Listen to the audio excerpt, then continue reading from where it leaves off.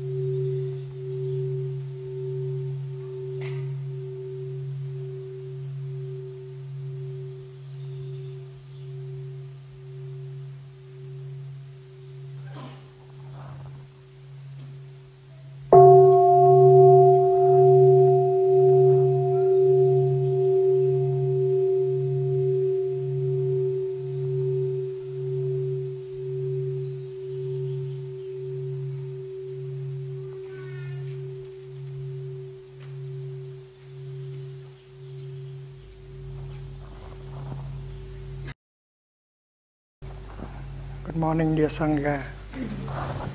Today is the 4th of June in the year 2012, and we are in the Upper Hamlet in the still water meditation hall.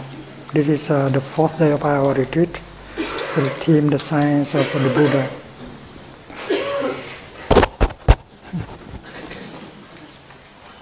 The training of a Buddhist monk is very rigorous.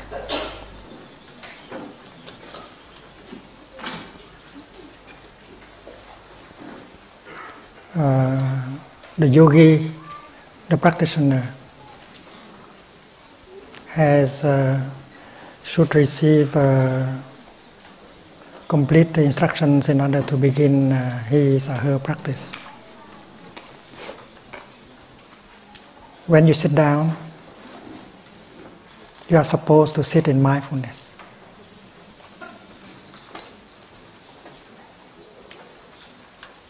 And there is a verse for you to use for your in-breath and out-breath while you are about to sit down. And you should memorize that verse in order to practice. It goes like this. Sitting here is like sitting at the foot of a Bodhi tree in order to get enlightened. I keep my position upright and my mind dwells perfectly in mindfulness. And when I was ordained as a Buddhist novice, a novice monk, that is what I got in the beginning. You are given about 52 verses to memorize in order to practice mindfulness. There is one verse for you to sit down. And that is why when you observe a novice sitting down, you know that he is a good practitioner or not. Because when he is about to sit down, he go back to his body with mindful breathing, and he used the verse. Breathing in, he read the first verse. Breathing out, he read the first line. Breathing out, he read the second line. Breathing in again, he read the third line, and breathing out, he read the fourth line. So during the time of breathing in and out, 2 times like that, he is really with himself in the here and the now. And that is the practice of sitting in mindfulness.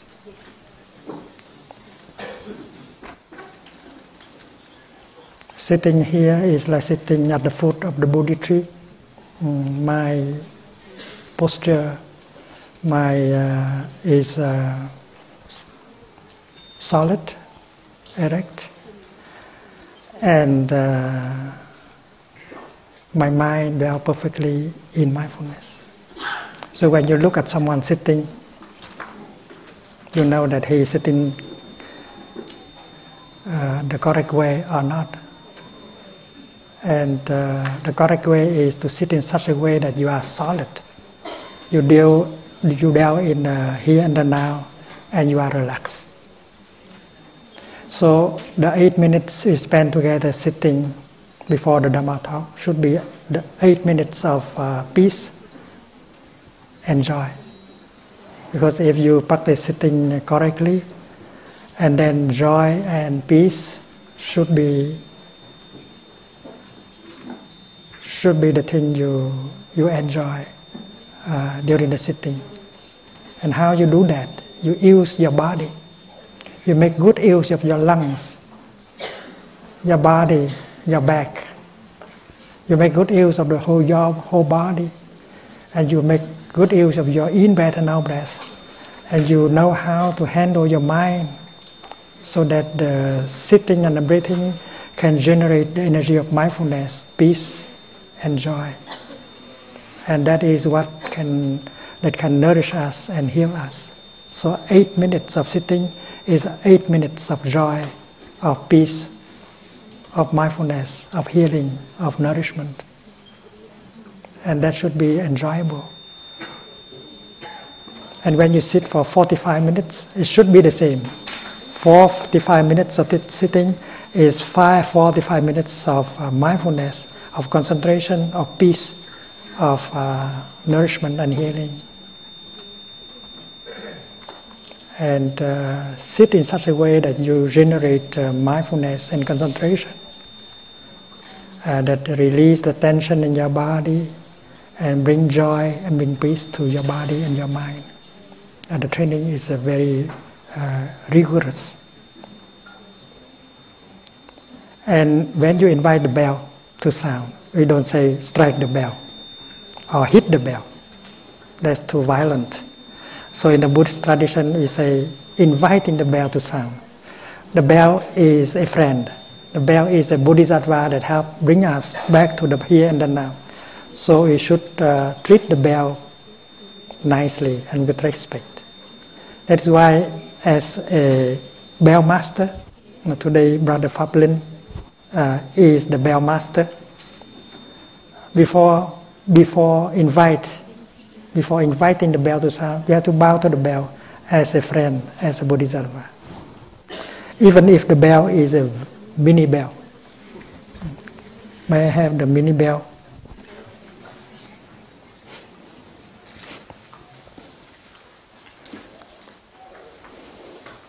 Không có đâu. So holding, this is not a stick, this is the inviter. This is the invited. This is going to invite that to speak up.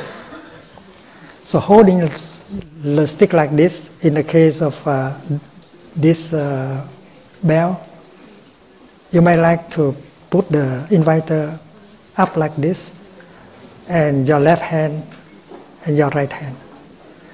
And then you practice breathing. And there is a verse for you to use while breathing. As a bell master, you have to be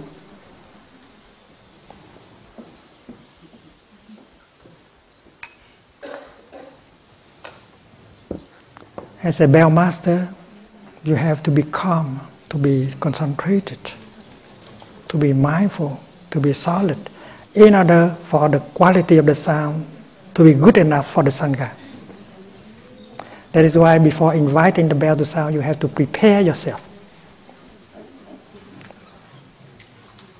And the practice of breathing in and out with the verse help you to be qualified as a bell master. And the verse is like this: body, speech and mind in perfect oneness. I send my heart along with the sound of this bell. May all of you who listen to me awaken from your forgetfulness and transcend the path of anxiety and sorrow. And when I was a novice monk, I had to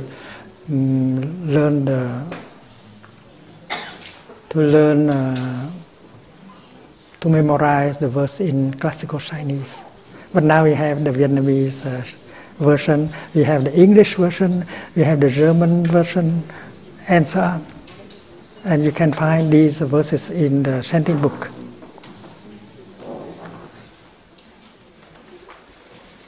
Breathing in, mindfully, you read the first line. Body, speech and mind in perfect oneness.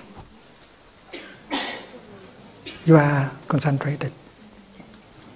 I send my heart along with the sound of this bell. That is the second line. May those of you who listen to me awaken from your forgetfulness. Forgetfulness is the opposite of mindfulness.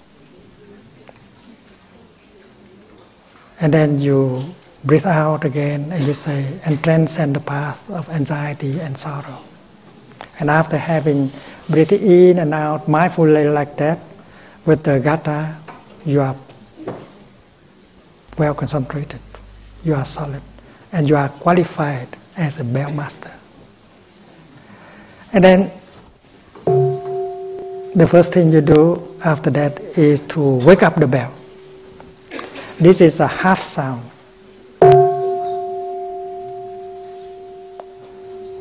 And this is to warn people that a full sound is going to happen very soon. This is the sound in order to wake up the bell, to tell the bell that she is invited to offer us a full sound. And from the time you produce the half sound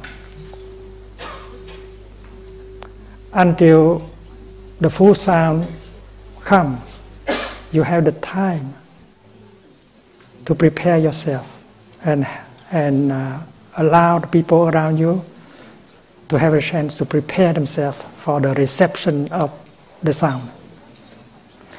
So after offering the half sound, you breathe in again mindfully, and you breathe out again mindfully, and your in-breath and out-breath should be long enough so that you can allow the people around you have the time to prepare themselves for the reception of the full sound. Whatever you are saying, whatever you are thinking, you stop right away when you hear the warning sound, the wake-up sound. And every time you hear that sound, you know that a full sound is going to happen, and you stop all your thinking, stop all your talking, and go back to yourself with your mindful in-breath and your mindful out-breath. And you should allow people to have enough time to prepare themselves for the reception of the full sound.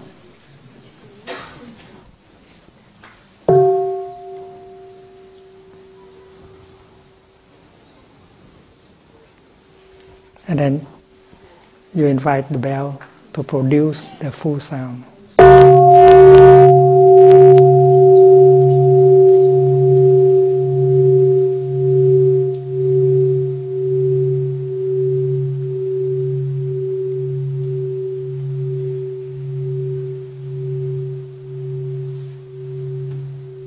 And according to the tradition, to the practice, when you hear this full sound, you have the chance to enjoy breathing in deeply, breathing out deeply for 3 times. And there is another verse for you to practice while breathing in and breathing out. Breathing in, you say, I listen deeply.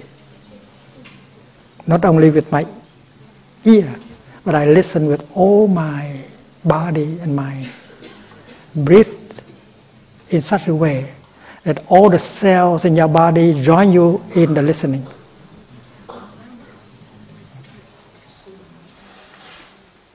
You are a community of cells. And the energy of mindfulness and concentration is generated in every cell of your body. And that is real concentration. And that is the quality of listening. I listen. It means the many trillions of cells in my body are joining me in listening to the bell.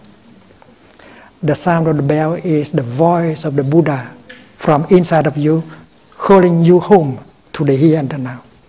That is a very deep practice.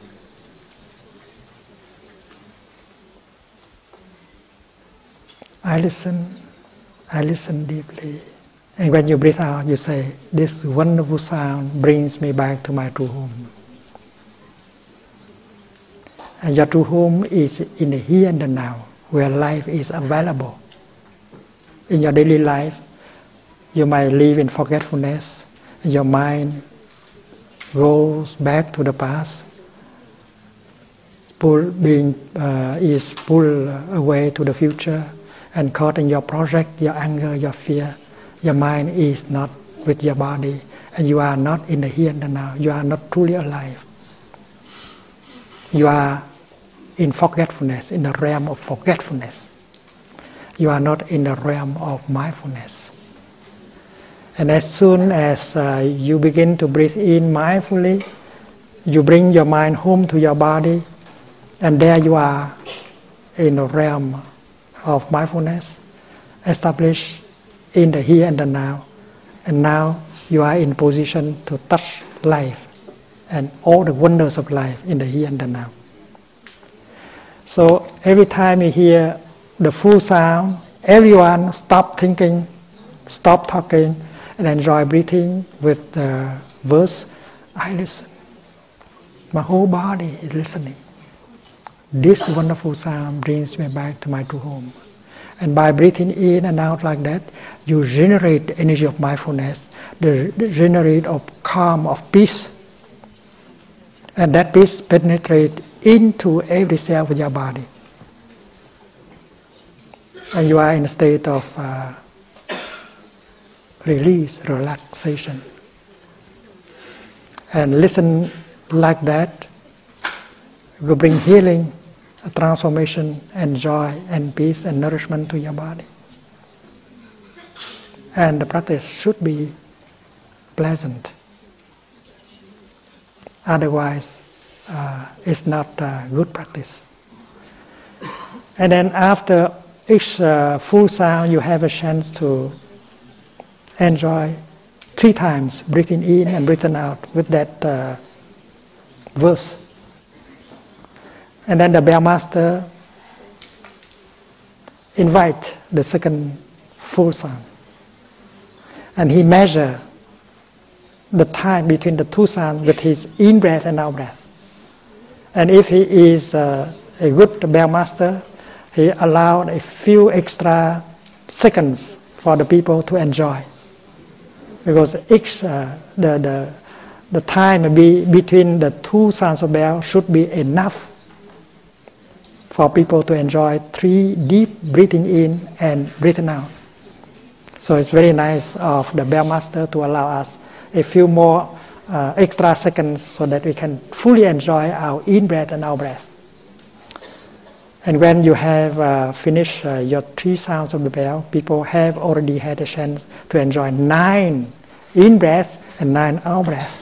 And during that time, the energy of peace and mindfulness, compassion and joy can be generated.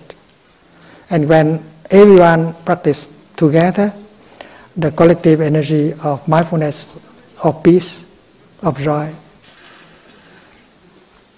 will be very powerful. And that is what a sangha, a community of practice, can produce. And that has the power to heal, to transform. As a novice, you have many verses like that to memorize. When you brush your teeth, there is one for you, one verse for you, so that you can enjoy breathing, brushing your teeth. When you button up your vest, you have another verse to do that. And that is the training of a yogi, a practitioner. So the training is a very rigorous. I don't know how the scientists train themselves. But I think in Buddhism and in science, the most basic instrument is the mind. And in the Buddhist tradition, training the mind is the basic thing. If the mind is overloaded with fear, anger, confusion, that is not an instrument for inquiry. If the mind is overloaded with prejudices, that is not a good instrument for looking. The Buddhist, the yogi, her practice is the practice of looking deeply. Because meditation means to have the time to look deeply.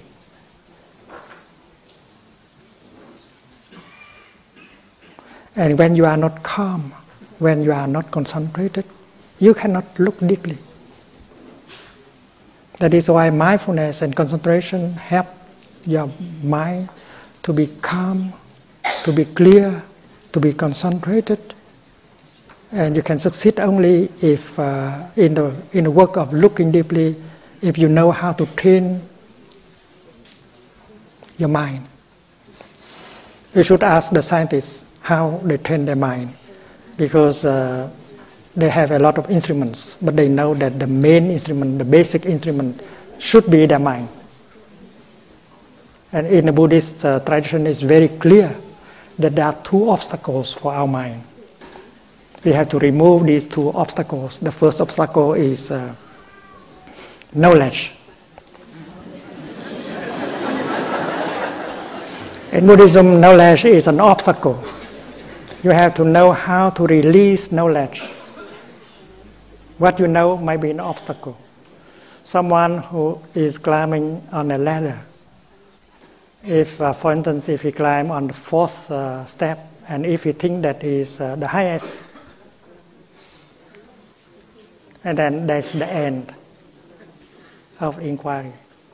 So he has to know that there is a fifth step, and if he wants to come up to the fifth step, he has to release the fourth step. And that is why in the Buddhist tradition, you learn to let go of your knowledge. Because knowledge in Buddhism is an obstacle for knowledge. That is the first obstacle.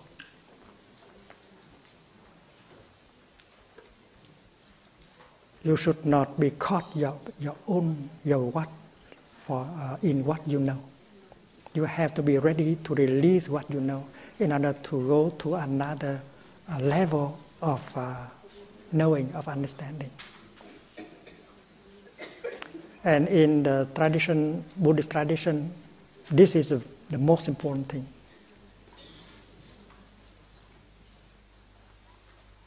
You have to learn how to release what you know. There is a story told by the Buddha to illustrate this.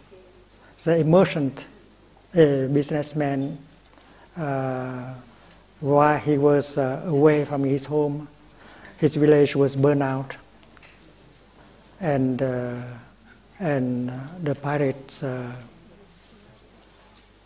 took away his little boy. So when he came home, he suffered so much. His house was burned down, and he could not find his little boy. And he saw the charred body of a child close to his house, and he believed that to be the dead body of his little boy. That is a perception. So according to the Indian tradition, he has to organize a funeral, incineration. Well, he beat his chest, he pulled his hair, he regret that he has left his little boy at home. And after the incineration, he kept the ash in a little bag, and he carried that bag with him wherever he goes. And that is the way we deal with what we know. We cherish what we know. We think that is the most precious thing we have. Sleeping, working, eating, he always carry the bag of ash of his so-called little boy, his son, with him. And one night, while he was sleeping, waking up at midnight and crying because his son is no longer with him, his real son, was able to escape from the pirate house and come home. And if he came to the place where the new house was built, and he knocked at the door.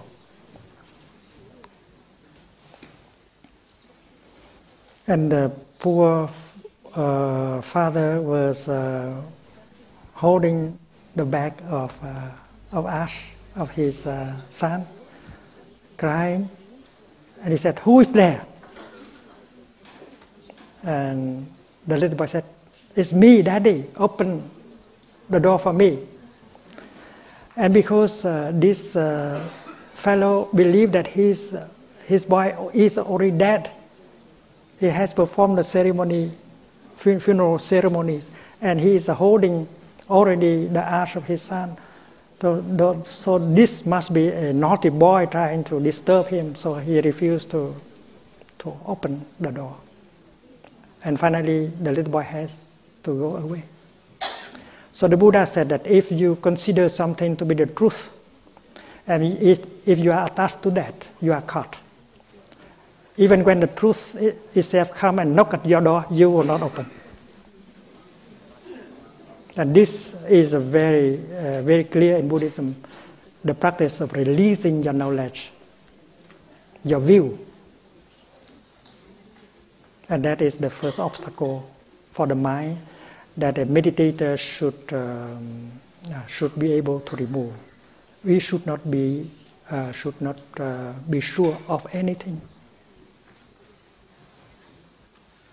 And in the Kalama Sutra, the Buddha said like this: do not believe in anything, even that is written in the scripture. Do not believe in anything, even that has been said by a great teacher, great master. Anything that you hear, you have to try to put into practice. And if it works, it can help liberate you from your suffering, you can accept that as the truth, but not before. And that is the spirit of Buddhism.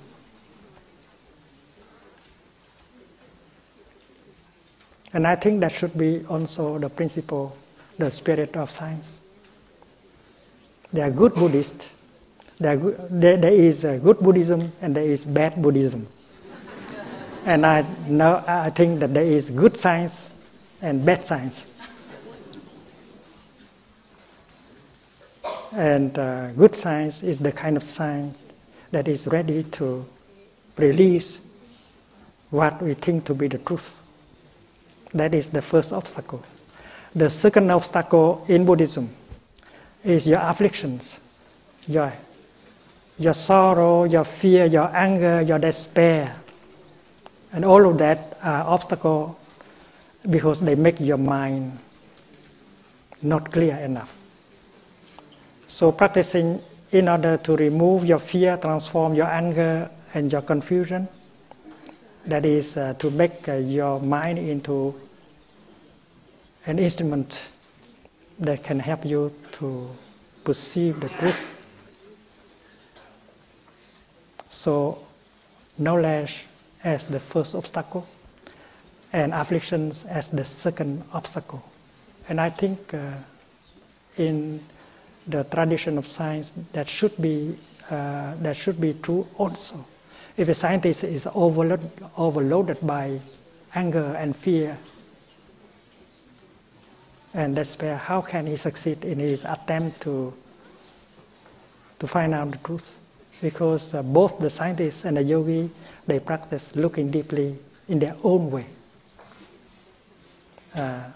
Buddhist practitioners are using mindfulness and concentration in order to get a breakthrough. And scientists, I think, if they develop mindfulness and concentration, they can do better their work. And if they know the way to remove these two obstacles, they would have a better instrument, which is their mind, in order to practice looking deeply into nature.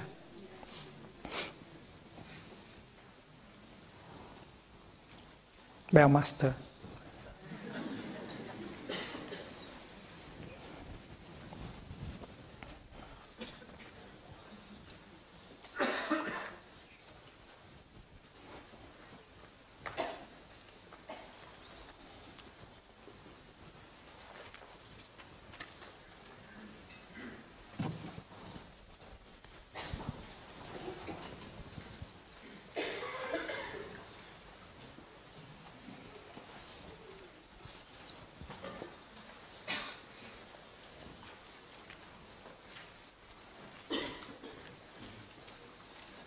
There's a four foundations of mindfulness. It means that there are four kind of objects of looking deeply. To meditate means to have the time to practice looking deeply. And looking deeply at what? What is the object of your mindfulness? What is the object of your concentration? And what is the object of your mind?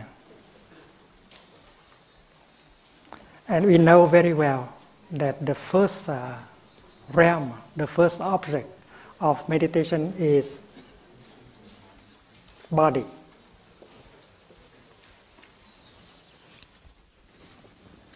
And there is a sutra, a scriptures on the contemplation of the body in the body. In fact, there are many, but there is one with the title, The Contemplation of the Body in the Body. So the body is the first object of meditation. You have to meditate on your body. You look deeply into your body. And in the sutras of mindful breathing, you have these four exercises in order to handle your body. And the first, to be with your in breath and with your out breath. You approach your body first by contacting your in breath and your out breath. The best way in order to approach your body is through the way of your in breath and out breath. With mindful breathing in and out, you connect yourself with your body. And the practice is pleasant also. The second exercise is to follow your in breath and out breath all the way through. In that way, you increase your mindfulness and your concentration. And that is also pleasant. Just to sit and enjoy breathing in and follow your in-breath from the beginning to the end can bring a lot of joy and of healing.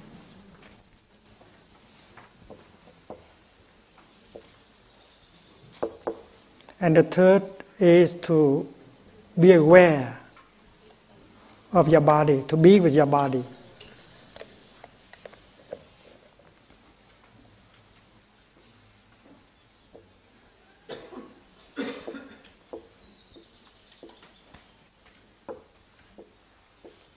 Connecting with your body. Remember that you have a body. Bring your mind home to your body in order for you to be established in the here and the now, for you to have a chance to live your life. And you have an opportunity to live each moment of your life deeply. You are not pulled away by the thinking about the past, by the thinking about the future, and so on. And all these exercises are very simple, but the effect is enormous. Because if you are in touch with your body, you are in touch with life, the cosmos, and planet Earth. And the fourth exercise, as we already know, that is to release the tension in your body, to calm your body.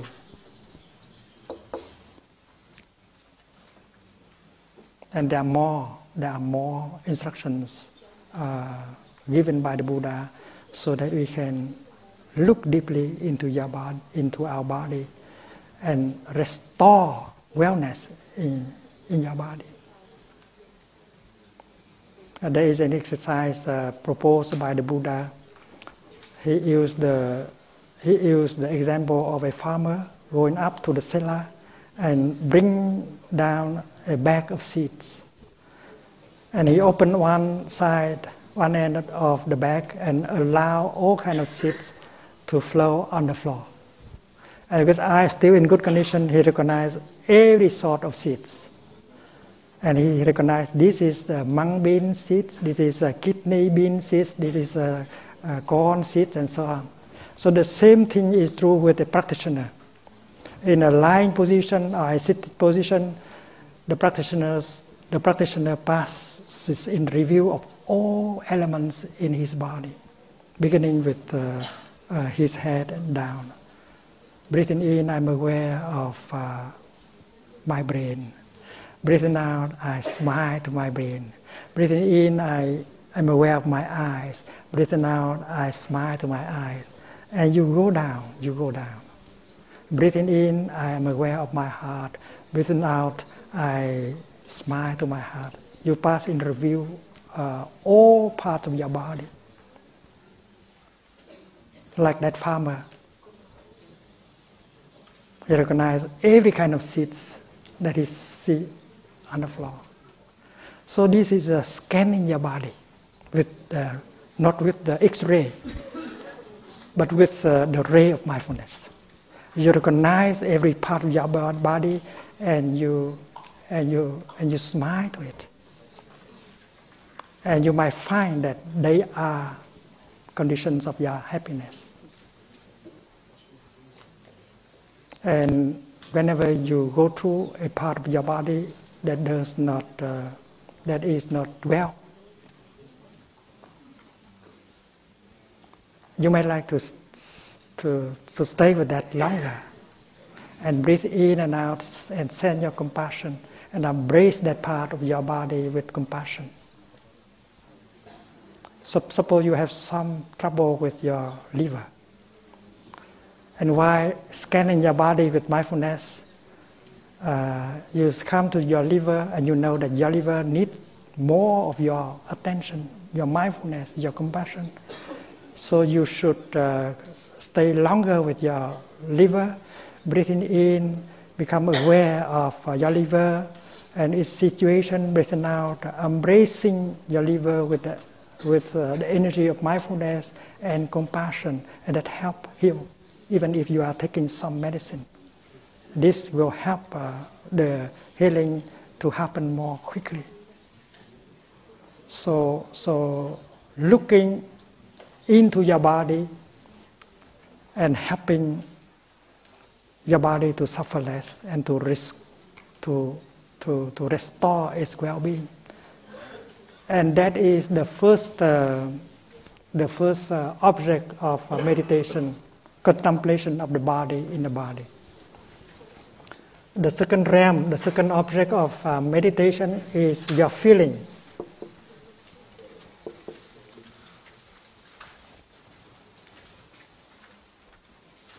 And there are feelings that have roots from the body.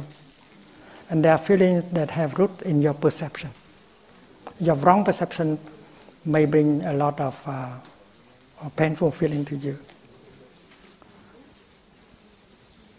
So in the realm of feeling, the Buddha proposed the fifth exercise, which is how to generate a pleasant feeling, a feeling of joy. Generating joy. The sixth, generating happiness.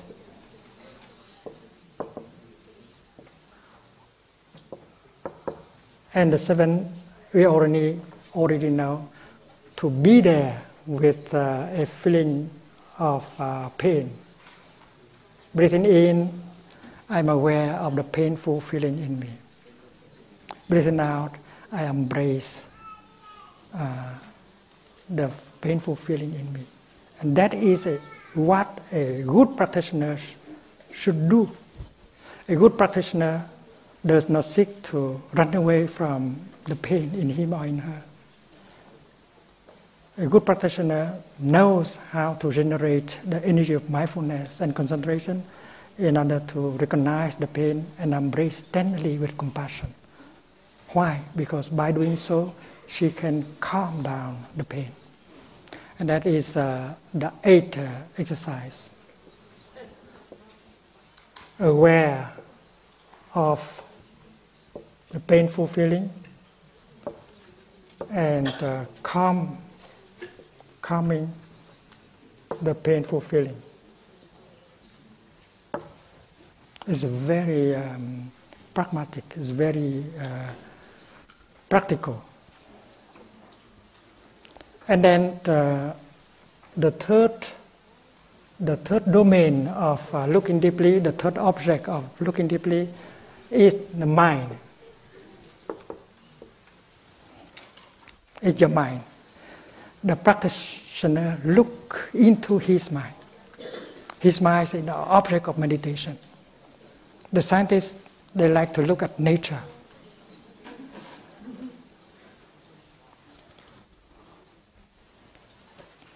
And mind here is a kind of river. And as a river is made of drops of water. So the mind is something that is made of the so-called mental formations. And in my tradition, we speak of 51 mental formations.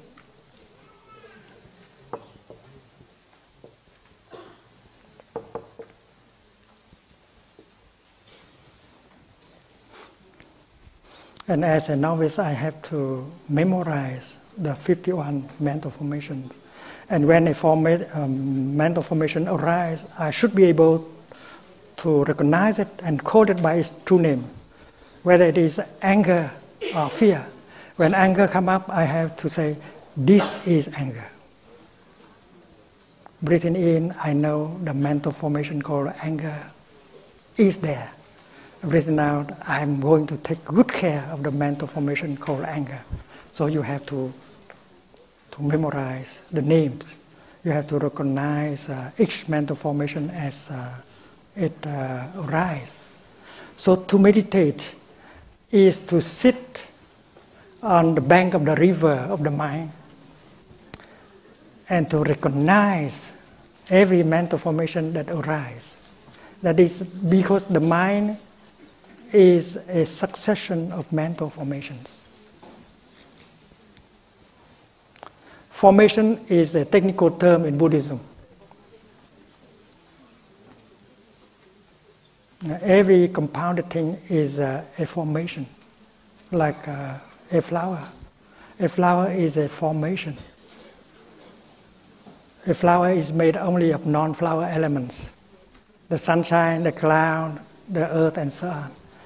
So many things have come together in order for the flower to manifest. So the flower is a formation. It is a physical formation. My hand is a formation. That is a physiological formation.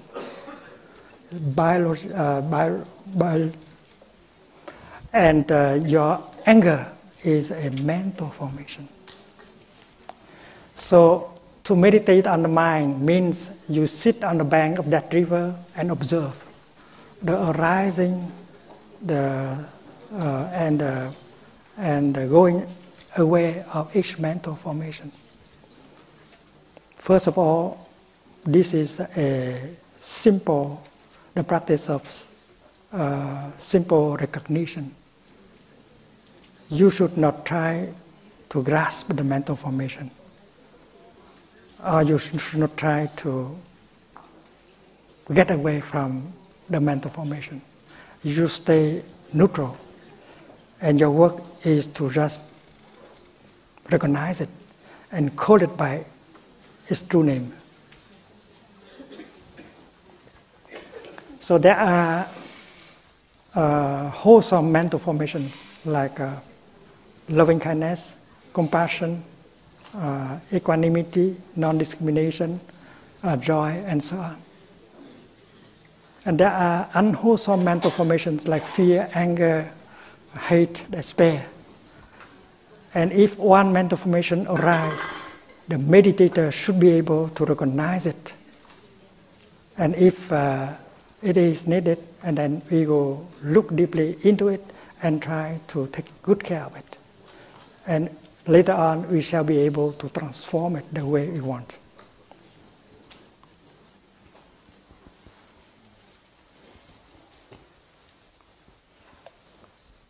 And in the sutra on mindful breathing, the Buddha proposed 4 exercises only. And the first exercise number 9, is to be aware of the mental formation that just arise. When fear arises, we should be there to recognize it and to call it by its true name. And if it's needed, and then we should know how to handle our fear. Not trying to escape. Not trying to cover up. So you are aware of all mental formations when every time they show up. The 10th is to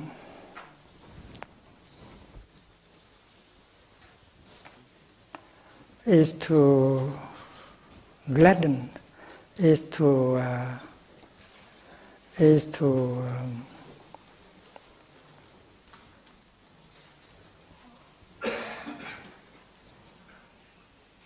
give a chance to wholesome mental formation to arise. In the text, it is said to be the practice of gladdening the mind. Gladdening the mind. The classical Chinese is tâm duyệt. This is a tâm giác.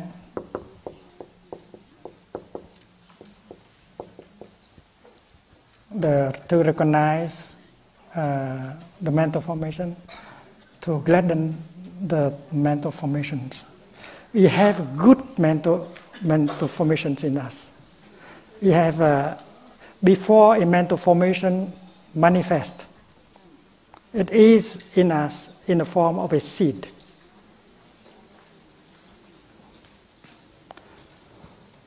Every one of us has a seed of anger inside. But when the seed of anger has not manifested as energy, well, we can smile, we can have a good time. But that doesn't mean that the seed of anger is not in us. And when it has not manifested, it is there in the depth of our mind as a seed. Bija, that is the Sanskrit word. And in Chinese, we have the word chung tử.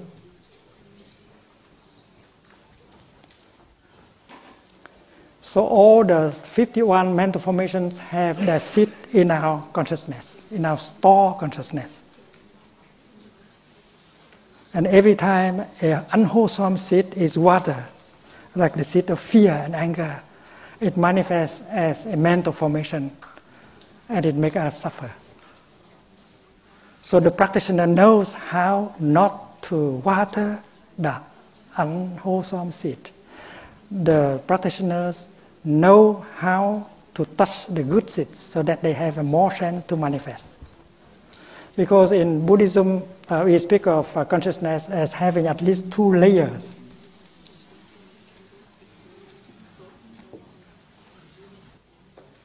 The upper layer is called mind consciousness.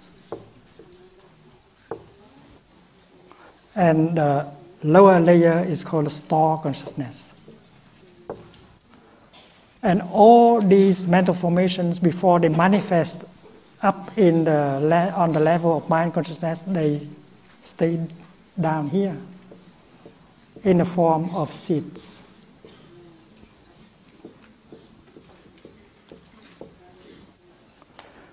So if we live in a bad environment, the bad seeds have more chance to come up as mental formation.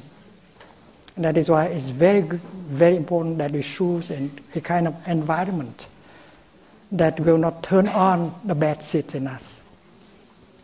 When you come to a retreat like this is a good environment, because this environment helps the good seeds in us to be touched and manifest as wholesome mental formations. Mindfulness is a wholesome mental formation.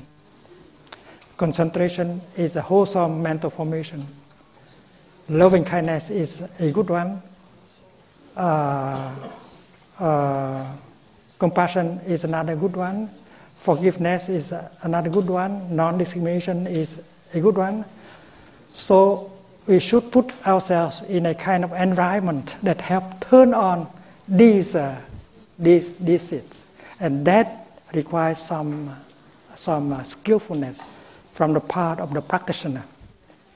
So we organize an environment for us, for our friends, for our family to live, so that the landscape of mind consciousness is always a landscape of joy and happiness.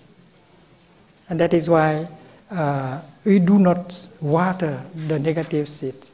The good practice is to water the good seeds so that they have a chance to come up here. And that is a practice called right diligence. The other day we spoke of the Noble Eightfold Path, but we did not have a chance to speak about right diligence. Right diligence is that, not to water the negative seeds, not to give them a chance to manifest. When you read newspaper, when you watch television, when you have a conversation, these things may touch off anger and fear and sorrow and despair. So we live in such a way, we organize our life in such a way that do not give these seeds, these negative seeds, a chance to come up as a mental formation. And then the good things in us, we have to organize so that they have plenty of chance to come up here. And that is true diligence. That is a good practice that can bring happiness very quickly to us and to our friends, to our family. So the 10th exercise is to gladden the mind. That means to help the good seeds down here to have plenty of chance to come up.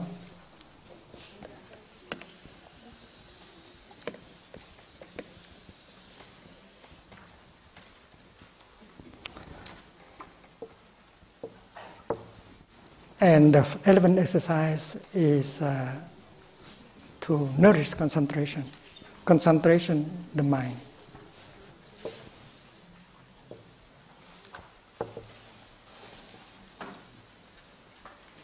Concentration, the mind. And the 12th is to liberate the mind.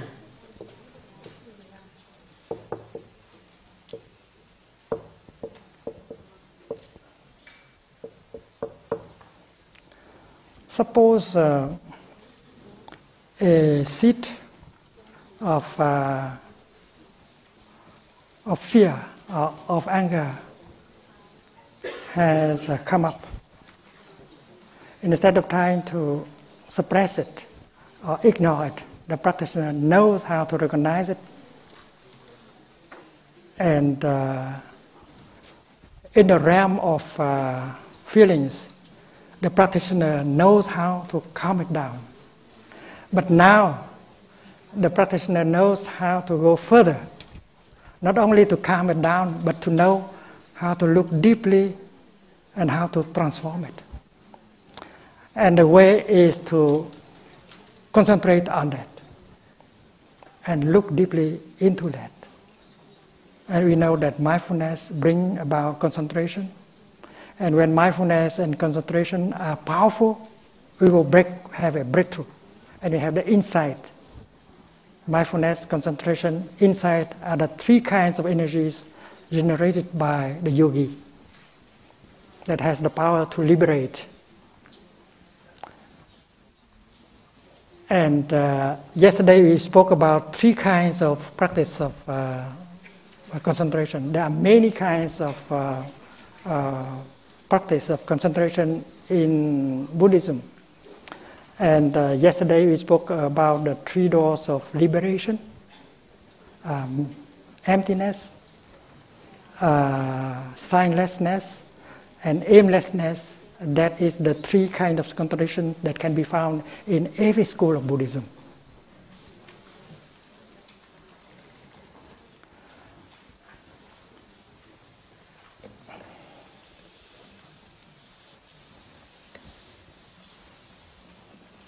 And then the last domain of meditation, the last object of meditation is called object of mind.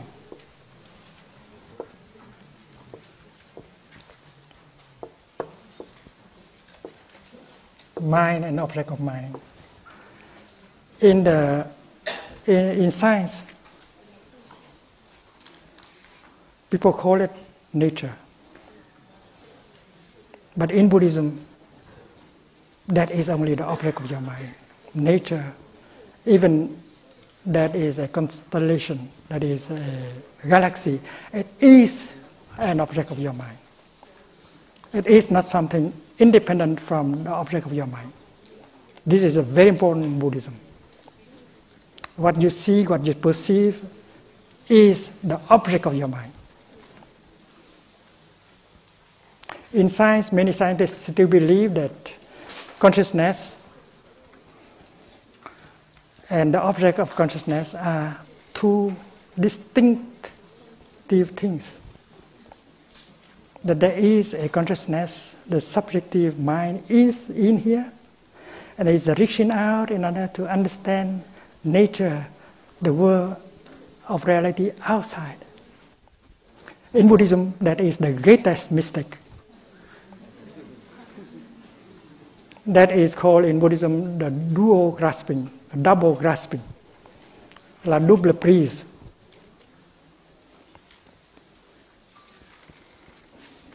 And I think if scientists listen to this, they may be inspired and they may find another way to approach the ultimate reality.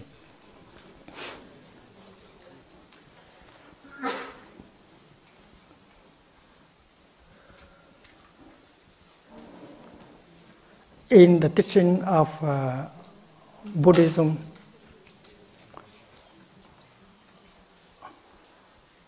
a perception is made of at least two parts.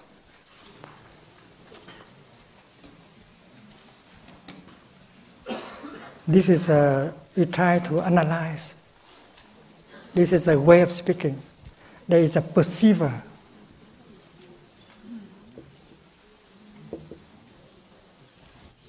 And there is the object of perception called the perceived.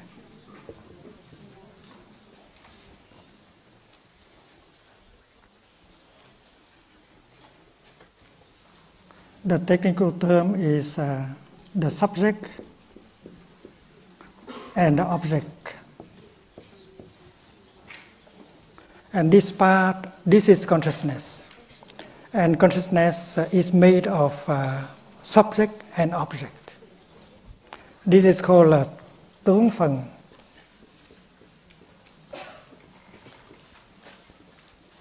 This is called kiến phần.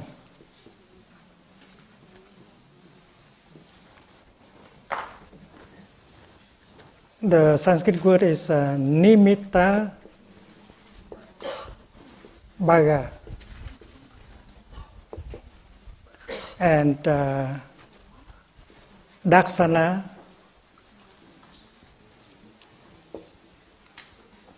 bhaga.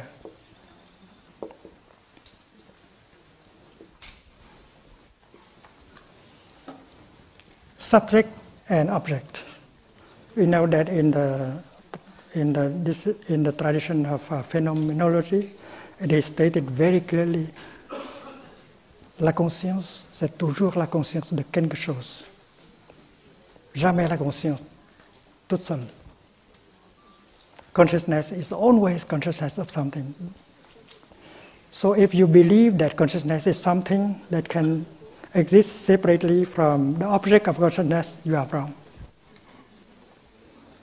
And these two parts of mind They lean on each other in order to manifest. It is like this marker. When we hold it like this, we distinguish left and right. And we believe that the left is not the right. The left can be taken out of the right, and the right can be taken out of the left. And sometimes we want to remove the left or remove the right. Maybe we should use we like to use a knife in order to eliminate the right. But as soon as you finish cutting, this spot becomes the right.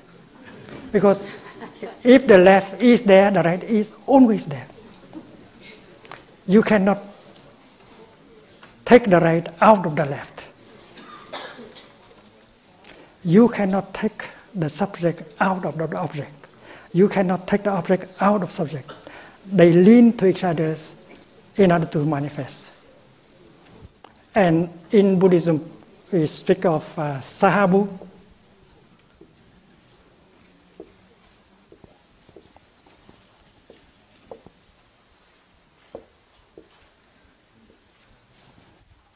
Bu means to be, to arise, and saha means together. Subject and object, they lean on each other in order to manifest at the same time. And if you believe that the subject can exist separately as consciousness, and nature, the object of your consciousness, can exist separately from your consciousness, you are caught in what Buddhism calls the double grasping. And that is the greatest obstacle for understanding the world.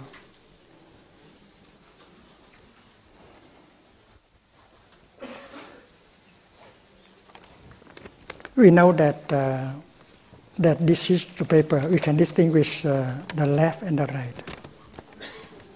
And in our discriminating mind, we think that the left is the opposite of the right. Maybe the enemy of the right. But let us try like this. I ask one brother to take the left and to go to Bordeaux, and I will take the right to go to Bergerac. It's impossible. They are entangled. They are in each other. They cannot be independent from each other.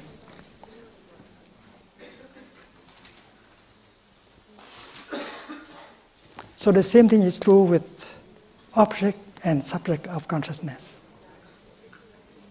If you imagine that consciousness can exist outside of its object, that is the basic mistake.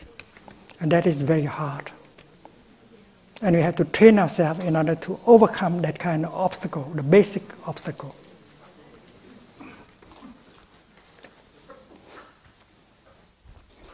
And if our mind is caught in dualism, we have no chance to touch the ultimate. And there are many pairs of opposite that we are caught into. Like when we ask the question, how consciousness emerges from matter? We suppose that there is a world of matter, inanimate matter, la matière inerte. We believe that there is a world called dead matter, la matière inerte. And we believe that there is consciousness that can emerge from that world of dead matter.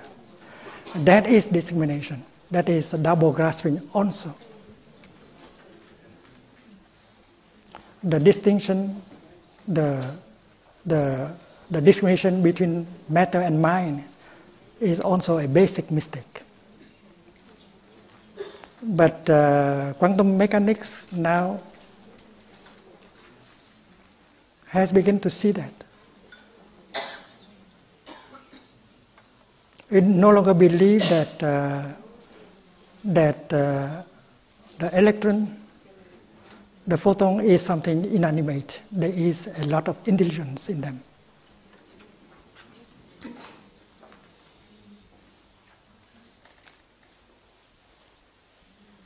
When we look into a plant, we see that the plant knows how to grow, how to make beautiful leaves and flowers and fruit.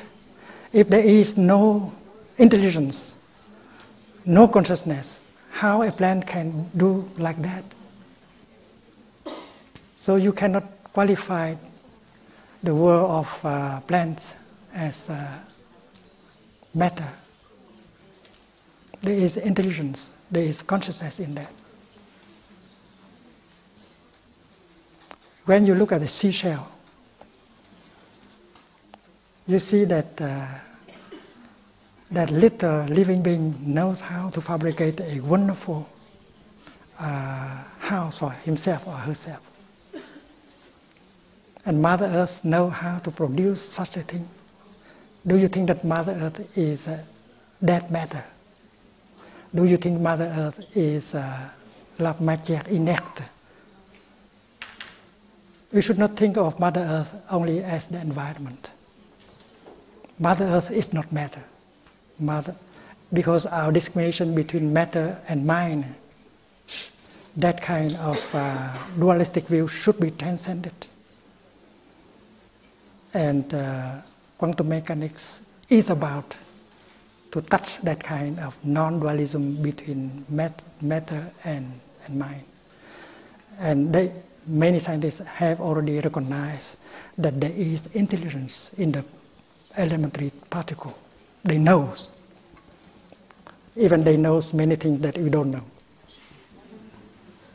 And they don't need the kind of means of communication that we have. They can communicate better without our instruments. So one of the things I suggest that scientists try to overcome that kind of dualism between matter and mind. Socrates did not accept the theory of atoms because he could not accept that intelligent being like a man is made of dead matter. But now we see better the atom, the subatomic particles, they are very intelligent. In Princeton, the school of philosophy in Princeton, they say there is thinking in the blue sky. There is thinking in the blue sky. Consciousness is everywhere. And that is why one of the obstacles is the discrimination between dead matter and consciousness. And we know that Mother Earth, we should learn while doing Wakya meditation to look at Mother Earth not as an environment. We have Mother Earth in ourselves. We have the Father Sun in ourselves. And Mother Earth has produced many Buddhas, many Bodhisattvas. Shakyamuni is a son of Mother Earth. Jesus Christ, Mohammed, they are sons of Mother Earth. How that matter can produce Bodhisattvas and saints and Buddhas like that. So we should try to throw away that kind of discrimination, that kind of dualism between matter and mind. And that practice is called in Buddhism the path, the middle path. The middle path is the path transcending all pairs of opposite, including birth and death, being and non-being, matter and mind, subject and object. Suppose we speak about birth and death. Birth and death is like left and right. Without one, the other cannot be. Many of us believe that now is only life and death will be only later. That's not true. Because where there is life, there is death at the same time. When a biologist looks into his body, he knows that at this very moment, many cells in his body are dying. That is happening in the here and the now. I don't wait until I get 100 in order to die. I am dying in the here and the now. And because I am able to die in the here and the now, life is possible in the here and the now also. There are many thousands of cells dying in this very moment. But we are so busy, we don't have enough time to organize funerals for them. And there are many new cells are being born in this moment, but we have no time to organize birthday parties for them. So wherever is life, there is death. Death based on life in order to be. Life is based on death already. Why are we afraid of death? Because that is the foundation of life. It's like the left and the right. The left and the right are there in the here and the now. And they base on each other in order to manifest. If you take away the left, the right is away also. So when God say, may the light be there, should the light be there, He ordered light to come. And you can hear the light saying, but I have to wait. And God said, what are you waiting for? And light said, I'm waiting for darkness to come and we manifest together because I alone, I cannot manifest. And God said, but darkness is already there. And light said, in that case, I'm already there.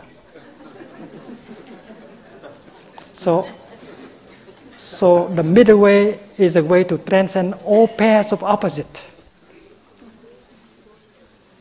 And this is the methods of recommended by the Buddha.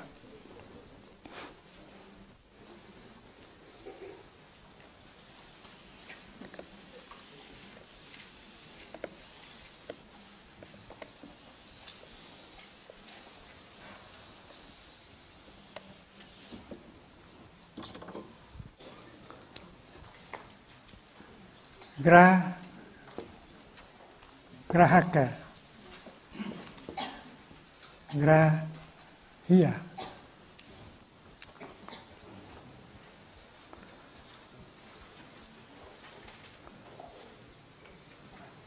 Grasping. This is the subject of grasping. And this is the object of grasping. And we are caught by both. We believe that it is a subject that can exist independently from the object. And we believe that the object is something that can exist separately from the subject. And that is why if we are still caught in that idea, we are caught by what Buddhism calls a double grasping. And that is to remember us only that what we call nature, first of all, we have to recognize it as the object of our mind. There is no way to prove that nature can exist independently from the mind.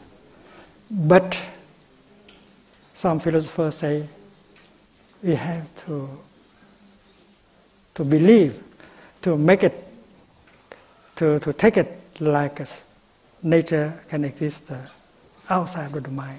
But there is no proof whatsoever to prove that there is something that can exist out of mind. And that is why in Buddhism, a practitioner should know that there is mind and there is object of mind. Reality, the ultimate reality is also object of mind. When the mind is deluded, and the object of it is the false image of reality. When the mind is clear, free, and the ultimate reality reveals itself. So our understanding of reality depends on the mind and what kind of mind you are using. And the question is how the scientists prepare their mind. But in Buddhism, preparing the mind, purifying the mind, freeing the mind is the main job. Because when the mind is clear, is free, and then reality can manifest itself. You don't have to go and look for it.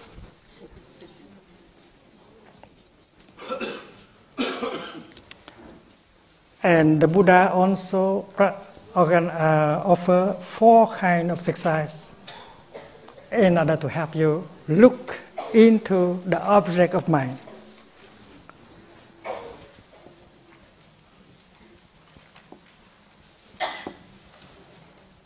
The 13th exercise is the contemplation of impermanence.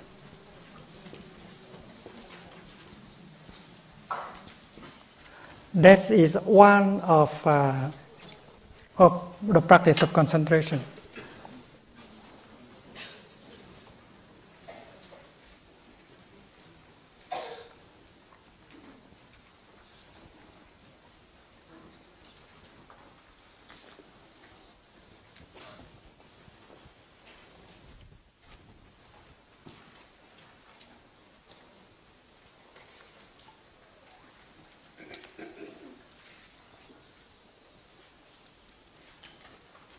But many of us only have an idea of impermanence, a notion of impermanence, an intellectual understanding of impermanence. That is not impermanence. Because even if you agree that everything is impermanent, you still behave as if they are permanent. So impermanent here is an insight and not a notion.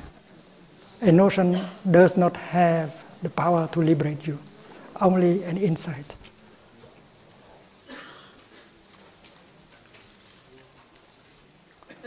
The notion can be helpful, but you have to be careful not to be caught in notions.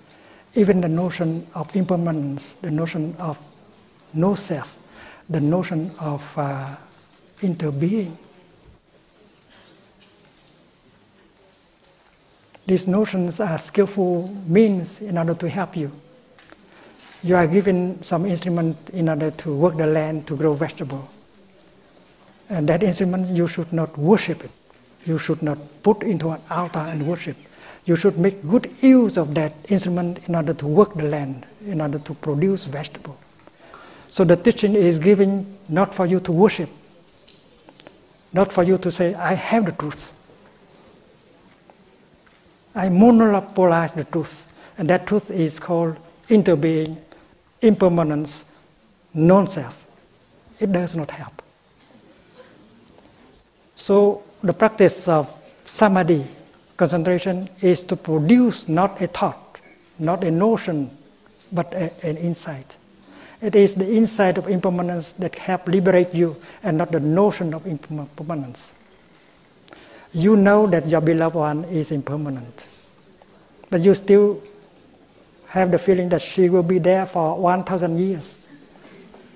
And if you know that she is impermanent, you will do anything that can make her happy right here and right now. Maybe tomorrow is too late. So the idea of impermanence does not help. Only the insight of impermanence can help liberate us. Suppose you are angry at your beloved one. She just said something that makes you unhappy. She just did something that makes you unhappy. And with the anger in you, you want to suffer less. You want to say something in order to make her suffer. And you believe that doing that, you will suffer less.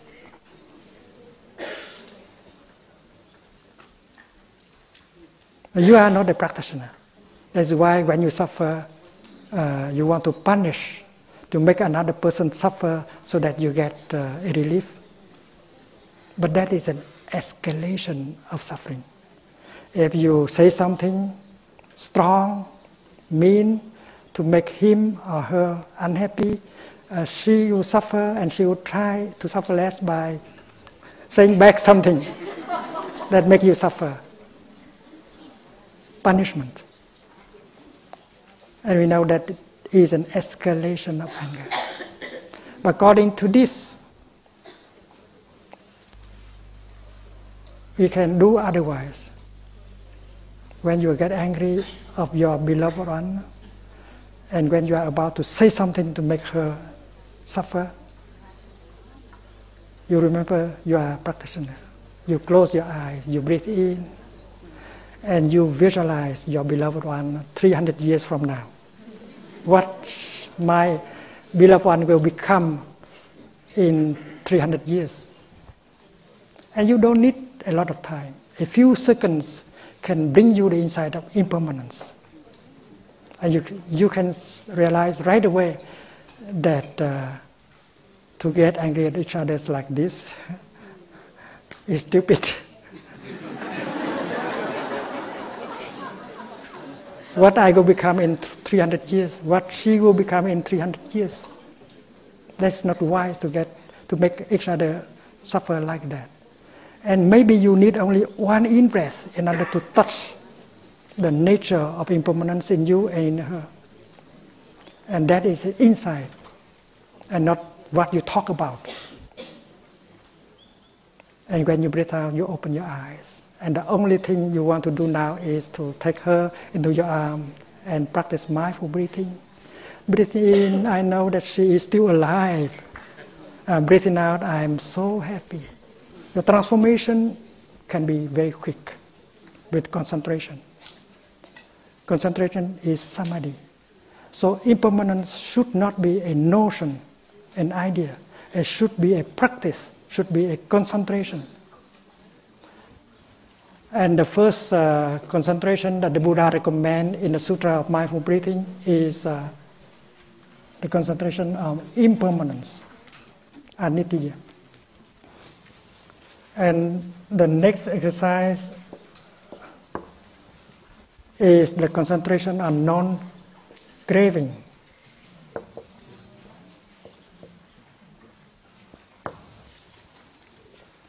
There are objects of our craving, like fame,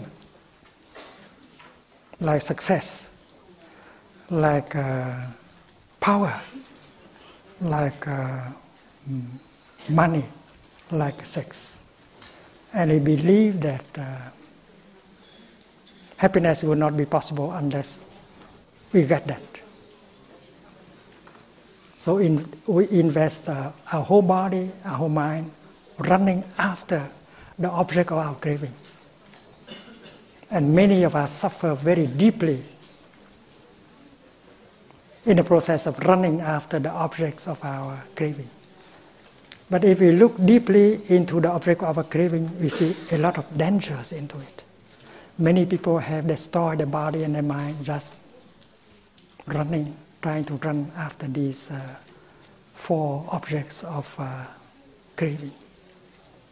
And many people have died, even committed suicide, when they have plenty of these kind of things. They are not happy with them. So looking into the object of your craving deeply, you can see the danger in it. And once you see the danger of the object of craving, it does not attract you anymore. You know that you can be perfectly happy without it. If the fish realize that in the bait there is a hook, then she never bite. If she bite, and then she hook up and she will die. So if looking deeply into the nature of our craving, we can see a lot of dangers. And if you see the danger in the object of your craving, you stop, you are free.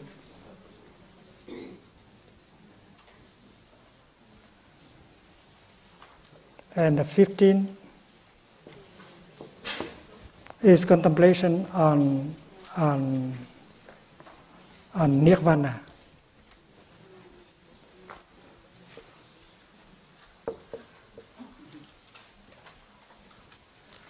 Nirvana is the ultimate reality. Is the nature or our true nature of no birth, no death, no being, no non-being, no coming, no going, no sameness, no otherness. All kind of distinction, all kind of discrimination are removed, including the notion of subject and object, matter and mind as two distinctive reality. All these discriminations are removed. And when you touch nirvana, you are free. Free of all afflictions, including fear and craving and despair. And where can you find nirvana? And the answer is very clear. In the object of your perceptions.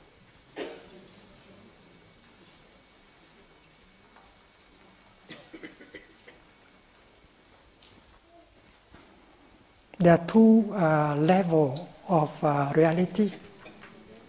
There are two dimensions to reality. And in Buddhism, we speak of the ultimate reality, the ultimate dimension, and the historical dimension.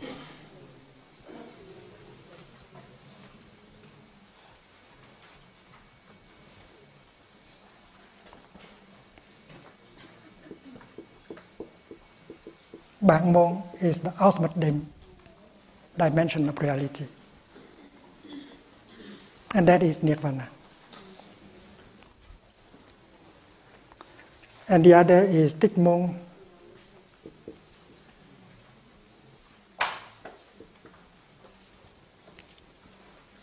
The historical dimension of reality. In the historical dimension of reality, you can see a beginning and ending. You can see birth and death. You can see time and space as two separate entities. You can see the subject and the object. In the historical dimension, we need a birth certificate, proving that you are born on such an hour, a date, from such parents.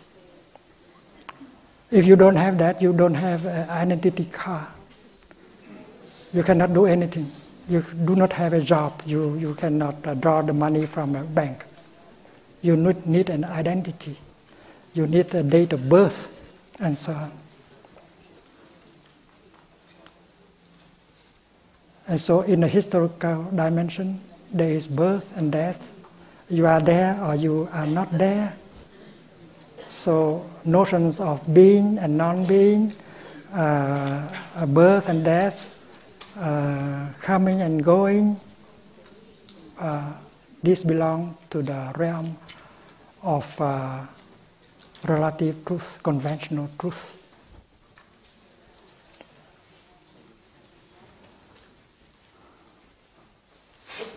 But looking deeply into the world of phenomena in the historical dimension, and this is the practice of meditation. The other day we spoke about looking deeply at a cloud. A cloud is in the historical dimension, because yesterday it was up there, today it's no longer there. And we can speak about the birth of a cloud and the death of a cloud. So birth, death, being there, not being there, all these notions belong to the realm, to the dimension called historical dimension. But when we look deeply into the nature of a cloud, we see that the nature of the cloud is the nature of no birth and no death. There is no beginning, no ending. It is impossible for a cloud to die. It can become snow or tea or rain or ice. But it is impossible for a cloud to pass from the realm of being into non-being. So touching the historical dimension deeply enough, we touch the ultimate dimension. We don't have to go anywhere for the ultimate dimension. The ultimate dimension is right in the historical dimension.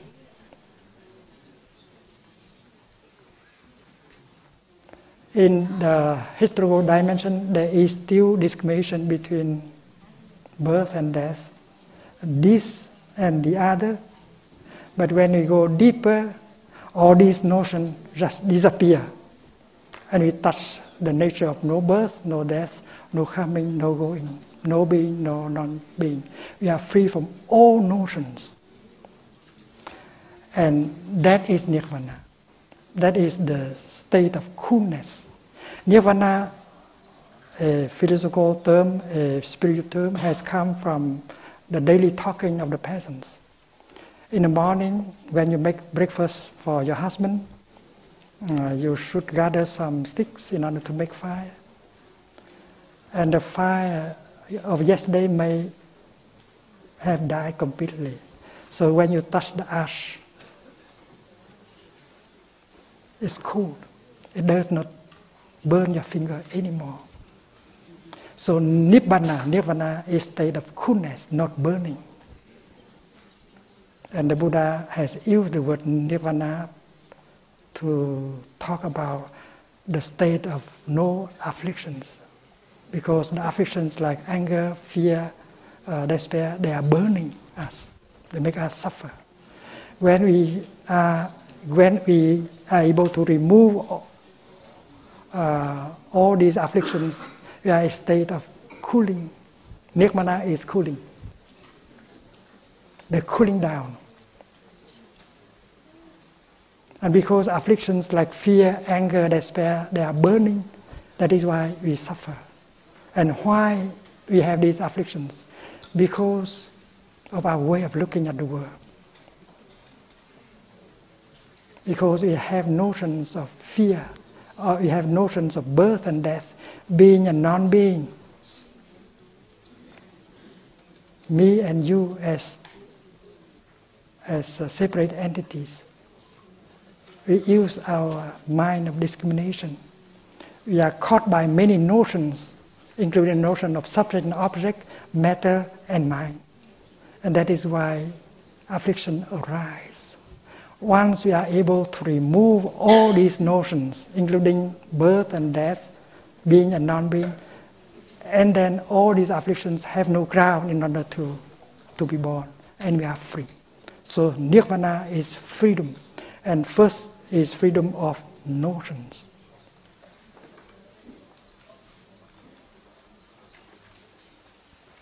And in order to reach nirvana, you cannot use your mind of discrimination. And modern science begin to see that.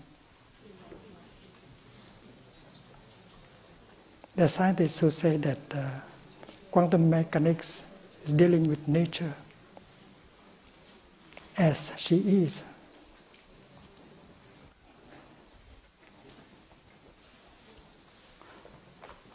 And that is absurd.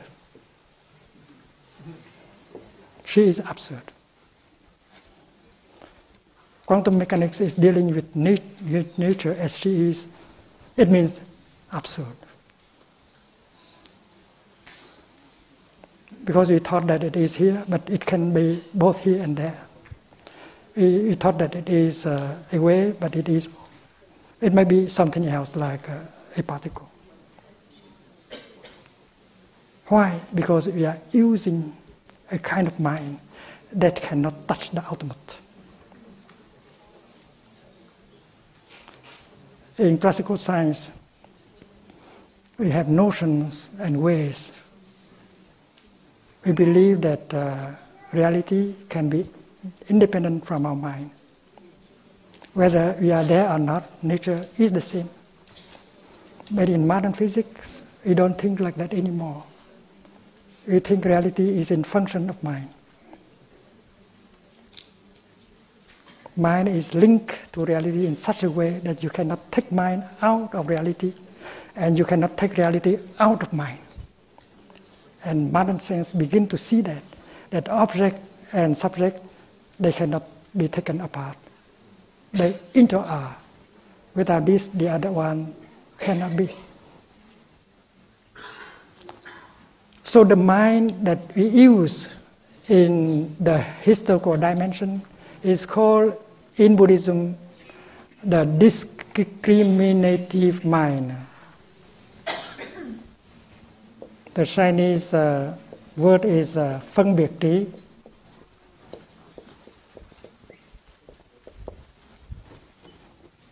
It's good for classical science, but it's no longer good enough for modern science. The Sanskrit word is Nhat, is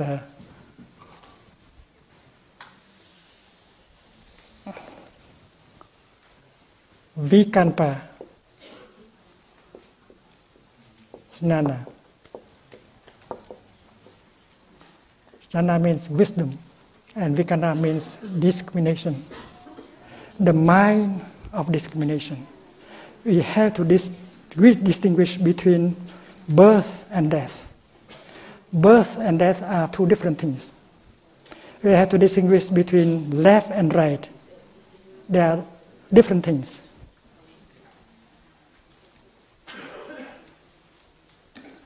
A rose is a rose. A rose cannot be a cloud. A rose cannot be the sunshine. And our discriminative mind is based on the principle of identity. That A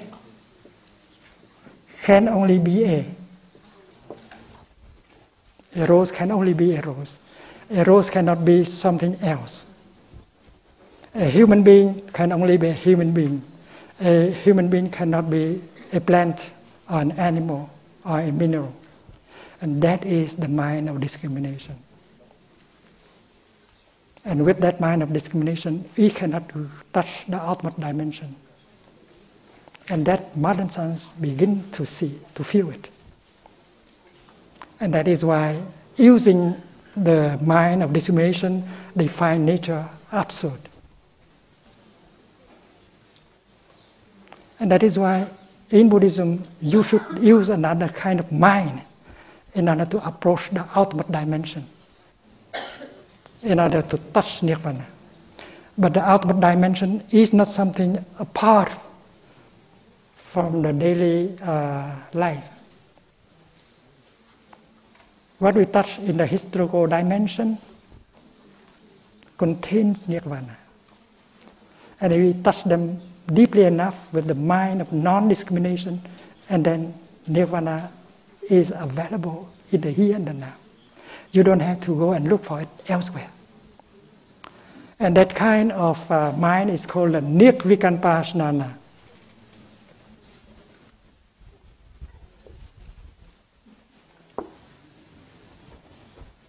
Có gió ở đâu nó lòn vô không? Vô phân biệt trí. The mind of non-discrimination. And when you train yourself to use that kind of mind, you don't suffer anymore because you can touch the ultimate dimension. You touch the reality as it is and no longer a mental construction.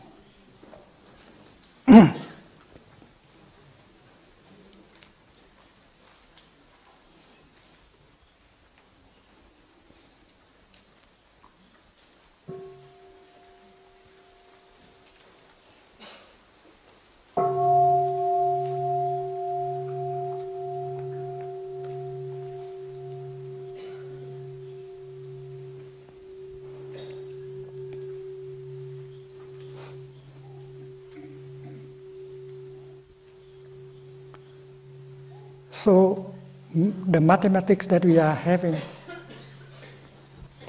are still based on the mind of discrimination. The logic that we are still using is a logic based on the principle of identity. A can only be A and cannot be B. That's our logic, that's our mathematics, still based on the principle of identity. But the Buddha proposed another way.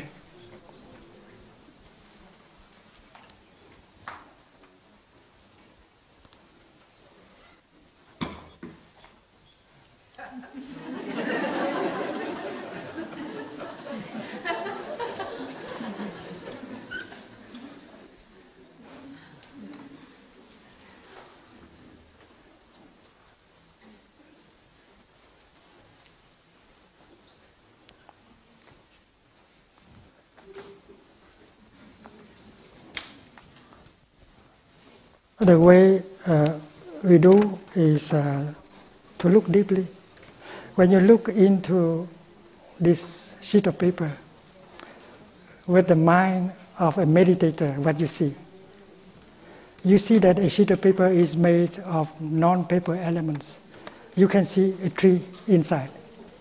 You can see the forest inside.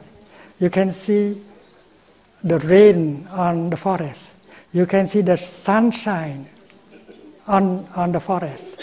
You can see the factory that produce the sheet of paper. And you see that the paper is made only of non-paper elements. And if you remove all these non-paper elements, there's no paper left. So A is not exactly A. A is B. If you have not seen the trees, the sunshine, the factory, the worker, you have not seen the paper.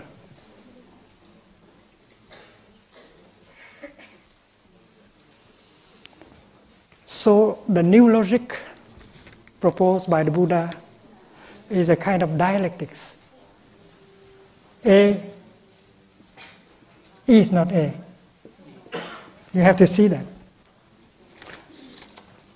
Paper is not paper. That is why it can be a paper.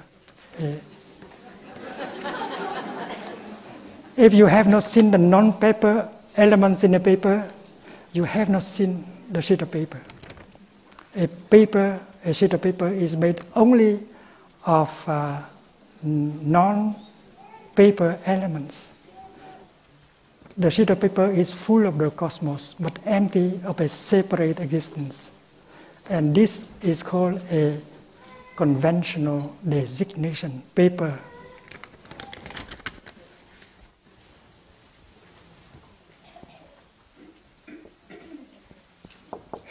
Conventional designation.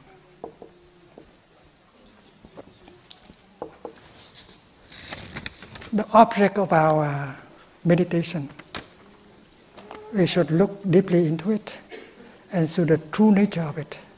It is a formation.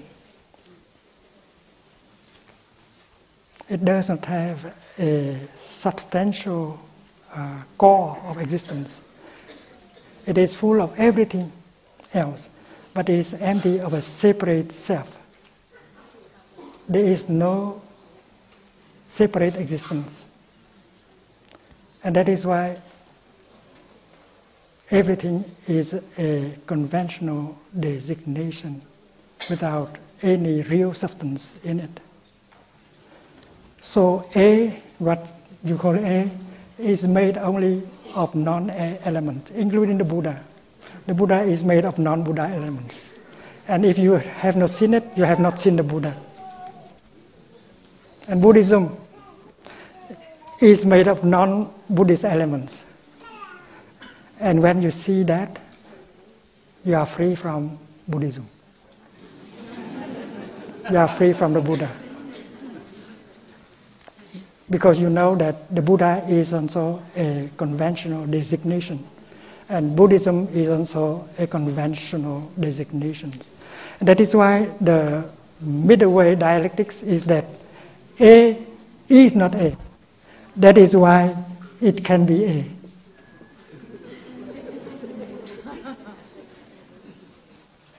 And the same thing should be applied to subatomic particles. Suppose we spoke about an electron. And according to this principle, an electron is made only of non-electron elements. And if you have not seen that, you have not seen the electron. How does a scientist observe an electron? They try to find out the so-called neck mass of the electron.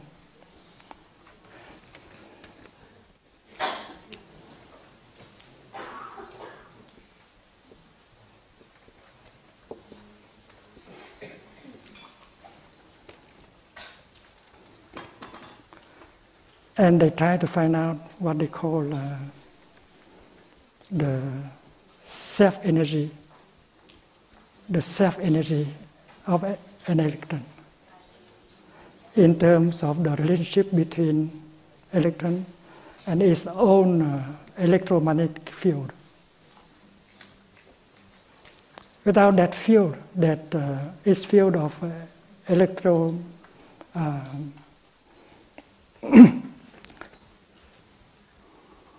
magnetic field, an electron is not an electron. So the same thing is true with a proton and a neutron. They are not separate objects. You have to see them as a formation. A neutron is made of non-neutron element. A proton is also made a non-proton element. And it has a relationship with everything else in the cosmos. And that is why it's very important to see that A is not A. It's made of non-A elements. Everything, not just a flower or a sheet of paper, but your atom, your electron, and so on. And unless we see that A is just a formation made of elements that can give it a sign. You have not really seen it, and that is why it's very important to follow this kind of dialectics. Dialectics in Buddhism we call the middle way dialectics. It helps us to transcend the notion of this and that, the notion of subject and object, the notion of being and non-being, and so on. So the kind of concentration that we practice in Buddhism is the concentration that helps us remove all notions and all discrimination.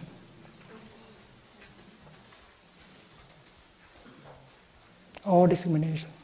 And when discrimination is removed, separation is no longer there, and there is no more suffering. If he suffers because of discrimination, and first of all, the discrimination between being and non-being, and birth and death. Someone who tries to kill himself,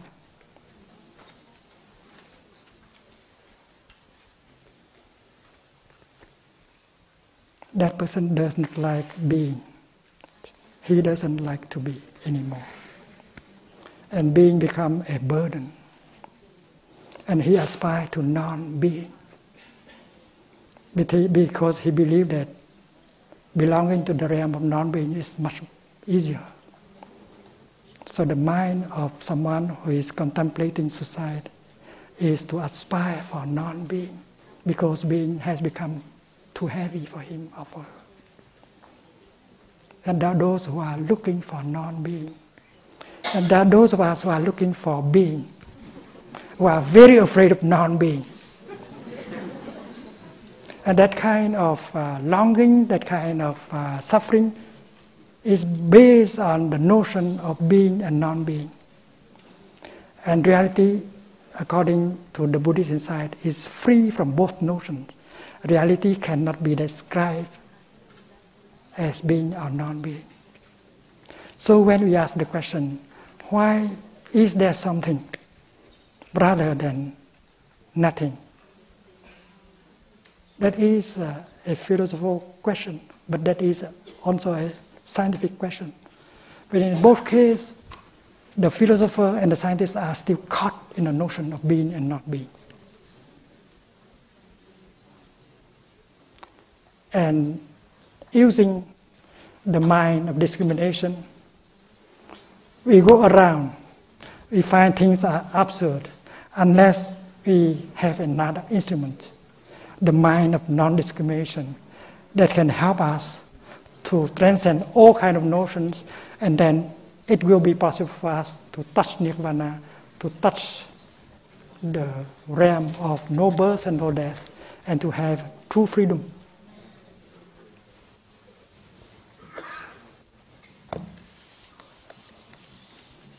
And the last exercise on mindful breathing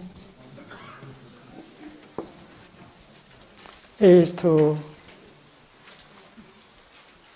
let go. You let go of all notions. You let go of your notion of being and non-being. You let go of your notion as matter and mind as two distinctive things. You let go of your mind, your notion of subject as a separate element, and so on. And the instruction is very clear. Shall we do some mindful moment before we invite Professor Thich to come and ask a few questions about Buddhism?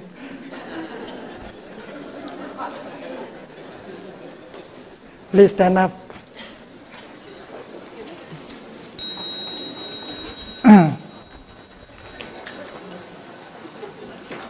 Bring a few chairs.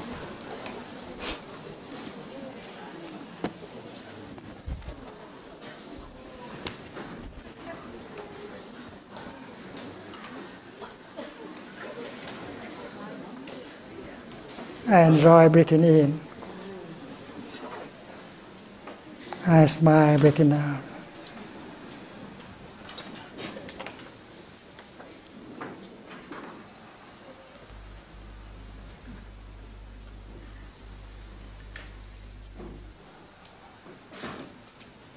I enjoy touching the sky.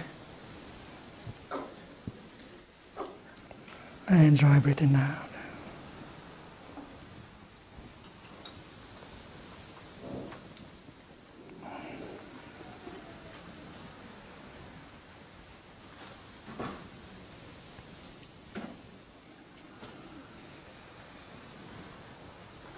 Let's try this. Breathing in, breathing out. In, out. The other leg. In, out. You point your toes to the earth. In, out. In, out. Going up, breathing in. Going down, breathing out. Let's try 10 times.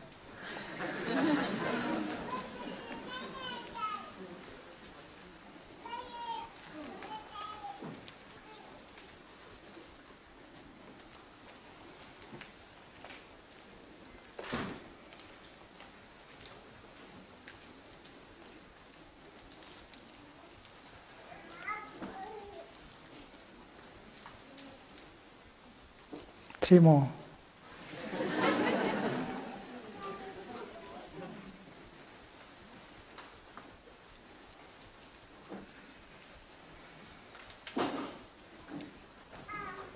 Wonderful. Please sit down.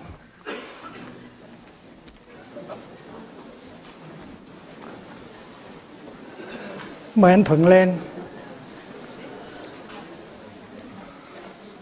Cho thầy xin chút nước uống.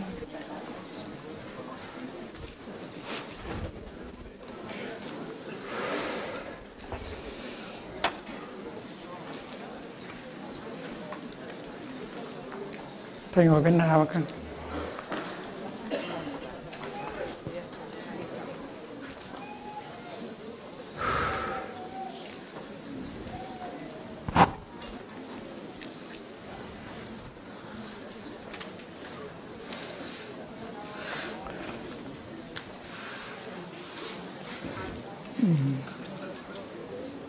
Có ai giúp thầy không? Thầy ngồi phía bên này. Có ai giúp thầy tiếng Anh không? Dạ, để con rồi.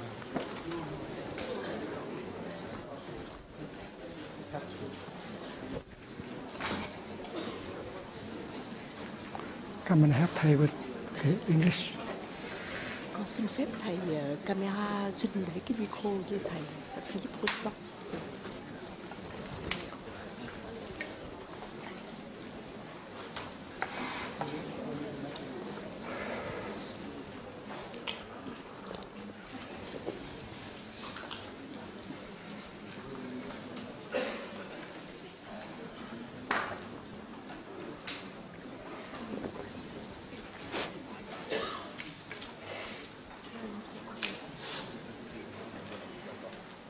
Mời anh Thuận. Vui quá, ngủ được không? Dạ được, cảm ơn. Thêm hỏi chừng vài phút thiếu cái micro Asset. Còn cái micro Asset Ok. Christophe. Ok, em lại. Merci.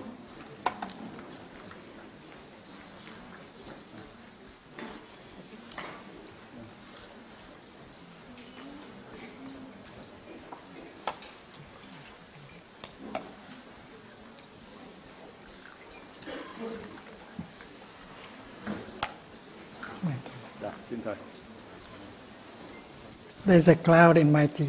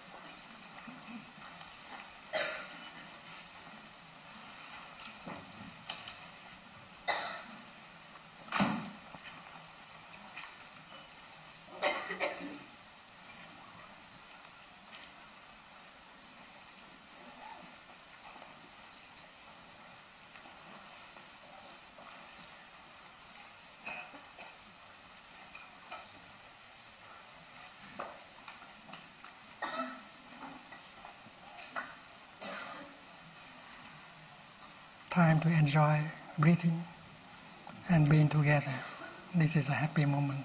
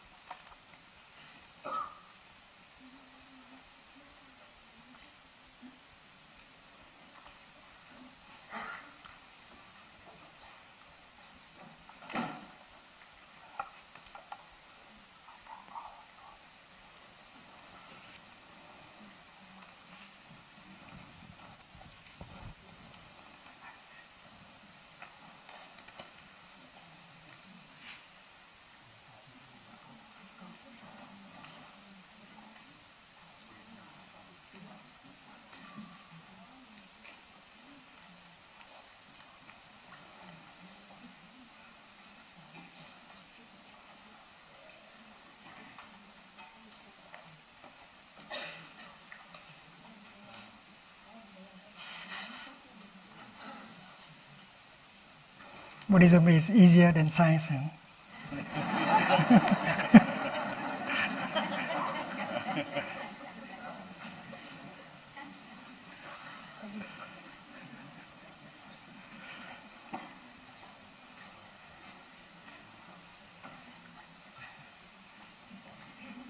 We're waiting. There's some technical detail waiting for Thầy to have a micro for the film. So that's why we're looking for one. Apparently, there's not enough.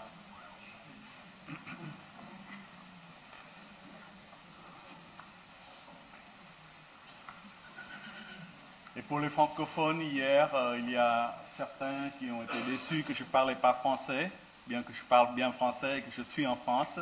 Donc je vais essayer de parler en anglais pour la plupart des anglophones, mais aussi je vais traduire moi-même. Je vais me traduire moi-même en français pour les francophones.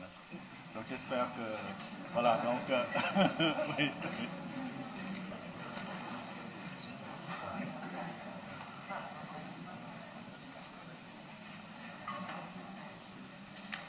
Est-ce que Thầy doit se traduire en vietnamien aussi?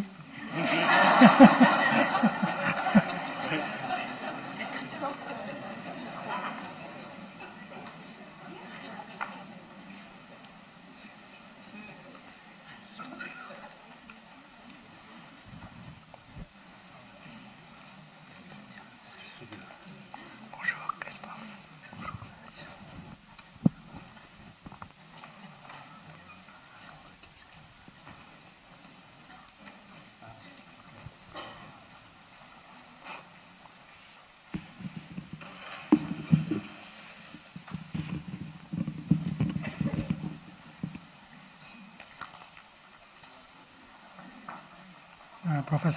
Professor Thuận has to go back to Paris to receive a prize, an award.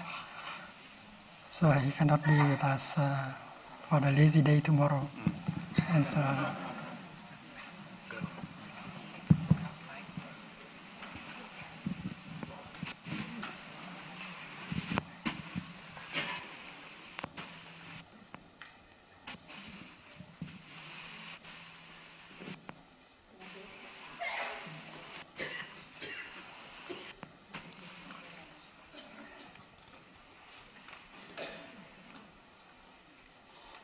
and you ask also the question in French. Je vais faire les deux. Les deux, très bien. I will translate myself because yesterday apparently there was too many technical details that the translator could not translate. And then I was speaking too fast also, I'm sorry. But so apparently the people who were French speaking did not get, I mean, a lot of it was missed apparently. So I tried to correct this by translating myself today. So,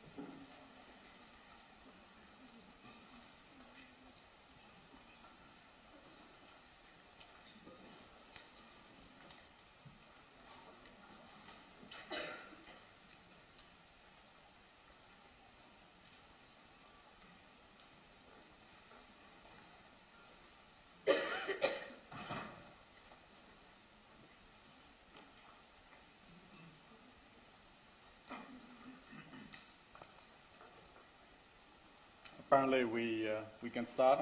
On peut commencer. So, Thai, if you would, I would like to ask you a few questions about some of the remarks you made today about the relationship between science and Buddhism. So, the first question is, oh, I'm sorry. The first question is,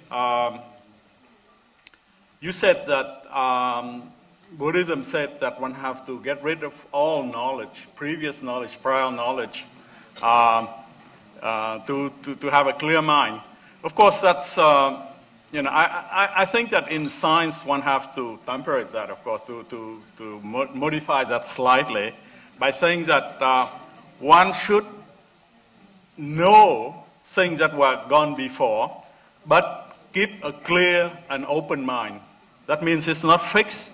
You know, if you have to, since in the study of nature, you can always make new experiment, new observation, discovery of new galaxy, a new star, that may change all what you call in science a paradigm. Namely that, you know, you have to have a common language first, you know, so we can communicate with each other. So that's called a paradigm in the world of the historian of science, Thomas Kuhn. And then once devise experiment and observation to test that paradigm, to see whether it fits or does not fit. If it does not fit, of course, you have to change the paradigm. And if it fits, then, you know, it reinforces it. But of course, you cannot go with zero. I mean, in science, one construct like a house, you build bricks by bricks. You know, then you have Newton, and then Maxwell, and then Einstein, and then so on. You know, you cannot go, of course, to start from zero every time. Then you don't have a common paradigm even to talk about and to devise experiment. So I would say that in the scientific method, one should be aware of what's going on before, all the work, all the ideas that have been proposed, but of course keep a clear and open mind. So would you agree with that? Bon. Avant sa réponse, je vais maintenant traduire ma question pour les francophones. Donc, Thai a dit dans son enseignement aujourd'hui que le bouddhiste dit qu'il faut éradiquer toute connaissance de son esprit. Bien sûr, ça ne peut pas être le cas quand on pratique la science. Il faut être au courant, bien sûr, de ce qui s'est passé, de toutes les idées, toutes les théories qui ont été proposées auparavant, de Newton, en passant par Maxwell, en passant par Einstein, parce qu'on ne construit pas en science un édifice toujours de zéro. On fabrique brique par brique un édifice, et puis bon, la relativité ne détruit pas la théorie de gravitation de Newton. Il la renforce ou en est une extension dans des cas différents, comme des vitesses beaucoup plus grandes ou une gravité beaucoup plus grande, comme autour d'un trou noir, par exemple. Donc, il ne faut pas... moi, je pense qu'il faut modifier cette phrase à propos de l'activité scientifique. On ne peut pas partir de zéro tout le temps. Donc, c'est ma question donc, à Thai. Donc, est-ce qu'il est d'accord avec ce point de vue ou non? Well, we speak about non-attachment to views. You may have a view, but what you do is to be ready to release that view. You can make good use of the view with the awareness that a better view can be obtained, and that the view can be obtained only when you are capable of releasing this view. Like the teaching of the Buddha, even it is offered by the Buddha, the enlightened one. You have to make good use of that. You have to... the teaching is in form of a spoken language, and you should not be caught by the teaching. You should use the teaching skillfully in order to apply to your practice, because that teaching is not the ultimate thing. That is only an instrument, a means in order to arrive at an end. The teaching is compared to be a finger pointing to the moon. If you are caught by the finger, you can never see the moon. That is why you have to be very skillful to use that kind of teaching in order to attain the knowledge. And that is what is recommended by the Buddha, non-attachment to view, and not just the removal of the view. You might make good use of the view and not to be caught by it. Yes. So in fact, I think we agree, I think. So we do have views to start with, but you should not be attached to it. And that's, again, that's in conformance with the doctrine of impermanence, that things change, and even our points of view change, and it should be changed. And I think that all the great scientists in the history also, of course, never accepted authority. And science, by definition, is not dogma or authority, right? It's what defines the scientific method is that if there's new element, new observation, and so on, you have to change your theory and you have to change your mind. So it's certainly not a dogma. That's something you receive from your professor or something like that. That's certainly true. So a true scientist always look at nature and change his mind and keep his mind accordingly to what he observes. Donc pour scientifique, je pense que Thich est d'accord, il faut avoir un point de vue, mais il ne faut pas s'attacher ça comme de la pierre solide. Donc ça rejoint le concept de l'impermanence. Et en fait, les plus grands scientifiques ont toujours su donc, changer leur point de vue, justement, s'il y avait des faits nouveaux qu'apporte l'expérience ou l'observation. Donc, to my second question now. So you said something about inanimate matter has intelligence. I'm not sure that this is the current scientific view now. And again, I think that one has to define the degree of intelligence and consciousness. Even if you claim that an electron has consciousness, which I don't think there's scientific evidence for this at this point. I think there's degrees of consciousness. I would say that a dog, for instance, consciousness is not the same as a man's consciousness. I mean, and I think that Buddhism distinguishes this type of consciousness also. So, for instance, if you go back and become a dog, for instance, if, of course, your view of the world is not as sophisticated, and you cannot go further towards the path to nirvana as a man or a person that has consecrated his life to the study of Buddhism. So there's different degree of consciousness, and I would say that an electron, well, it's very, very different from a human being, for instance. You know, the electron, you can define it in physics only by its mass. There's only a few what's called quantum numbers that define a particle. Okay, so its mass, its electric charge, and its spin. That's all. That's only three quantities that physics define. And once you've seen an electron, you've seen them all. You know, they change only. They change only by their mass, the electric charge, and their spin. You see, while I cannot say that from a human being. You know, every human being has a distinct character, distinct, you know, whatever. But he has his brain of 100 billion neurons.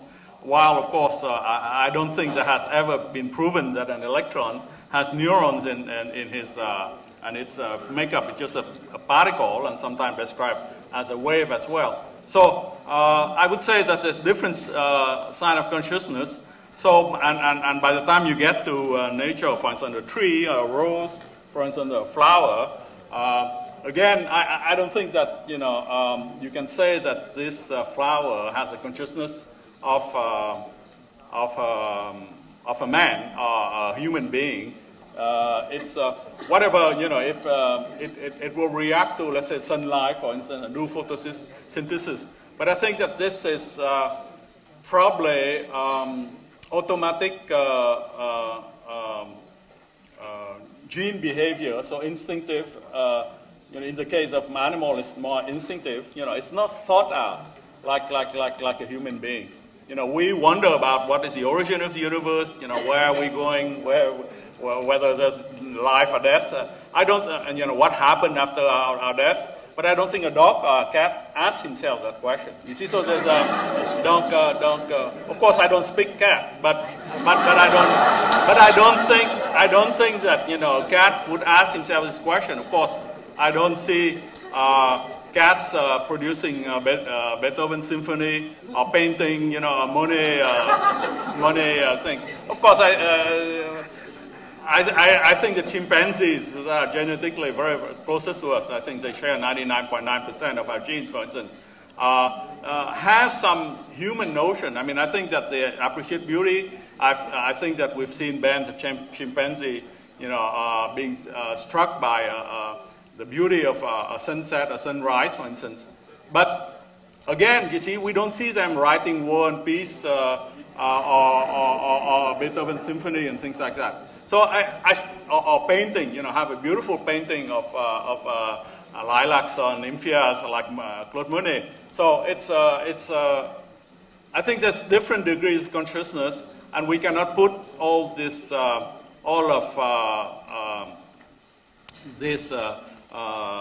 things in nature, things in the universe on the same level. Okay, so again, then I would ask you, what is your opinion on that? Would you say that still that an electron is the same as a human being? I would not say so. So let me translate this now. So ma deuxième. Ça va, je sais pas. Pour les francophones, est-ce que vous voulez que je traduise ou c'est suffisant? Hein? On a suivi? Vous avez suivi? Non? Donc, il y a des gens qui veulent la traduction. Sommairement. Oui, sommairement. Donc, j'ai demandé à Thich, donc, lui, il a dit que, par exemple, un électron est conscient, je suis tout à fait d'accord. Je ne pense pas que c'est la vue scientifique qui est générale. Un électron, par exemple, caractérisé seulement par 3 propriétés. C'est sa masse, sa charge électrique et son spin. C'est le mouvement de rotation. Et une fois que vous avez vu un électron, vous avez vu tous les électrons. Donc, c'est pas... tandis qu'on ne peut pas dire ça d'un être humain. Tout le monde a chaque individualité. Et donc, l'électron n'a pas un système de 100 milliards de neurones qui décide, qui peint, qui écrit Guerre et paix, qui écrit la 7e symphonie, etc. Donc, c'est ça. Donc, je voudrais avoir ta réaction sur ça. So the question reflects a mind of discrimination. Very clearly. We know that when we look into ourselves as a human being, we see that the human being is made only of non-human elements. We have the mineral element in us. We have the element vegetable in us, and we have the element animal in us. Not only we have human ancestors, but we also have animal ancestors, and vegetable ancestors, and also mineral ancestors. And our ancestors do not belong to the past. They belong to the present. They are fully present in us. Without them, we cannot see the way we see. We cannot think the way we think. We cannot live the way we live. And the electron is also in us. So when I produce a thought, every ancestor in me, including the mineral ancestor, the animal, the vegetable ancestors, collaborate with me in order to produce that thought. It's like when you see, you look at a tree. That is not the job of only your eyes. And you know very well. Without the brain, without the blood, without the cells in your body, without all that, seeing would be an impossible thing for eyes. So when the eye see, the whole body is participating in the act of seeing. So when we produce a thought, when we reason, when we create music, when we do mathematics, not only if a number of neurons are doing so, but the whole body, the whole lineage of ancestors in us are participating in producing that thought. So looking like that, you see that you are made of non-you elements. And the non-you element continue to be in you. And if you remove the non-you element out, there's no more you left. So we have the complex of superiority as a human being. We think that we have that kind of intelligence, that kind of consciousness that other living beings do not have. But I'm not very proud of the kind of mind that we are using in our daily life, the mind of discrimination. That mind of discrimination caused by many notions are the foundation of all kinds of suffering. We discriminate against this and that. And that creates complexes of superiority, inferiority, equality, and so on. This plant has intelligence. This plant has knowledge. This plant has a will to live. This plant knows how to fabricate flower and fruit, how to continue to live the best way it can. And it seems to me that this plant is creating less suffering than we human beings. I am not very proud of my mind of discrimination. Therefore, I am free from the complex of superiority of a human being. I know that I can do better. And with the practice of Buddhism, I can remove that kind of discrimination. I can purify our mind, and I can organize my life in such a way that can bring more happiness, that can prevent suffering, that would not push me into creating suffering for myself and for living beings. And that is why when you produce a thought, Mother Earth is producing that thought together with you. Don't say that you are alone producing that thought. Mother Earth is in you, and she is at the foundation, and she is producing that thought with you at the same time. So this thought is not your property. This thought that is just produced is a property, is a creation of the whole earth. And not only the earth, the sun also. Because without the sun, the earth cannot be herself. And she is not able to create you, to bring you into existence. So that is the mind of non-discrimination. As far as you use the mind of discrimination to judge and to organize, you continue to create suffering. That is why it's so important to learn how to remove notions that are at the foundation of separation and discrimination. Well, I completely agree with you that, of course, I'm existing here, and my atoms, of course, participate in every fiber of me. And, yesterday I told you that we are all the children of stars. I mean, I'm very aware of that cosmic connection, that we will not be here if not for the stars and the fine-tuning of the cosmos, like explained to you before. That's good science. That's good science. So I will. I certainly agree with that, but I still, worry about, putting everybody at the same level. It's not a complex of superiority. It's just, a scientific observation. So in science now we have what is called the science of complexity, or the science of immersion property. So you cannot, if you put together an ensemble of particles, although they are inanimate, something can happen. So you cannot just describe yourself as just the sum of particles.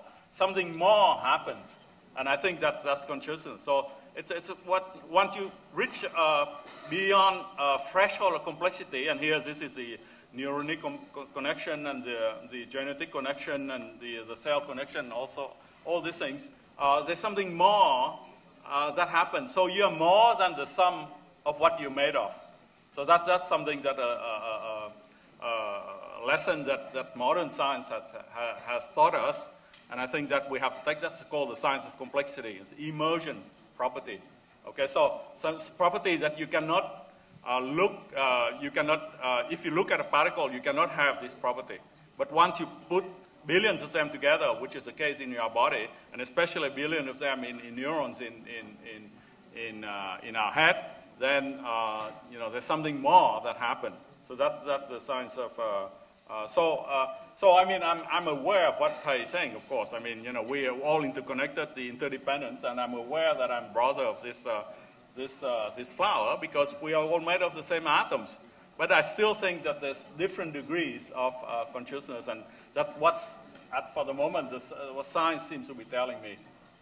Yeah. Ah, sorry. Donc, en fait, je suis tout à fait d'accord avec ce que Thich a dit, bien sûr, et que loin de moi de nier que je suis fait de milliards de particules qui ont été faites et d'atomes qui ont été générés par les étoiles. Hier, j'ai parlé que nous sommes tous les enfants des étoiles, que nous partageons tous la même généalogie cosmique, et que nous sommes les frères des fleurs et les cousins des bêtes sauvages. Donc nous, et de la terre, et même de la terre, qui nous a nourris, bien sûr. Et donc voilà, je suis tout à fait d'accord avec ça. Mais en science aussi, il ne faut pas oublier que une fois que vous combinez un ensemble de nombre de particules, il y a des propriétés qu'on appelle émergentes qui surgissent, qu'on ne peut pas deviner au niveau de particules élémentaires. Donc, quand on les met, les particules élémentaires ensemble, il y a des propriétés qui émergent. Et donc, par exemple, c'est ce qu'on pense, certains neurobiologistes pensent que notre conscience surgit donc des collections neuronales qui sont dans notre cerveau. Donc, voilà. Donc, bien sûr, je suis complètement tout à fait d'accord avec l'interdépendance des choses et que nous sommes tous liés entre autres. Mais il y a des propriétés émergentes dont il faut tenir compte aussi, de la matière. Bon, alors, troisième question. Je ne sais pas combien de questions j'ai droit, combien de temps pour répondre à tout ça. Bien sûr, c'est infini. Hein. Bon, c'est comme en science. Une fois que vous avez une réponse, il y a des milliers d'autres questions qui surgissent. Donc, le but n'est jamais atteint. C'est ça qui fait la grandeur de la science. On est toujours en plein mystère. Quoi. Plus on résout les mystères, plus il y en a plus. Bon, alors donc maintenant je vais demander à Thich quel est le concept du temps dans le bouddhisme. Le temps est un concept très profond en physique. Hein, c'est-à-dire, on a l'impression que le temps passe, qu'il y a un passé, un présent, un futur. Mais en fait, en physique, le temps est là. Il ne s'écoule pas, parce qu'en fait, ça veut rien dire s'écoule. Il s'écoule à quel rythme? Une seconde par seconde? Enfin, parce qu'en relativité, et ça, on l'a appris à partir de la théorie de la relativité d'Einstein, le temps n'est pas le même, n'est pas universel pour tout le monde. Donc, quelqu'un qui voyage vite, le temps se ralentit. Et en fait, le passé, le présent et le futur de chacun n'est pas le même pour chacun, dépendant du mouvement de l'observateur, en fait. Donc, en fait, en physique, le temps est toujours là. Il n'y a pas de présent, futur ou passé. Et donc, bon, voilà. Donc, ça c'est la conception physique du temps physique, en tout cas. Mais bien sûr, dans le temps, il y a un temps psychologique, il y a maintenant une flèche du temps, bien sûr. Nous sommes tous conscients que, donc, c'est de nouveau l'impermanence, que nous naissons, nous vivons et puis nous mourrons. Bon, alors, est-ce que les anglophones veulent la traduction ou non? Ouais. Alors, quelqu'un a traduit en anglais pour moi déjà? Pardon?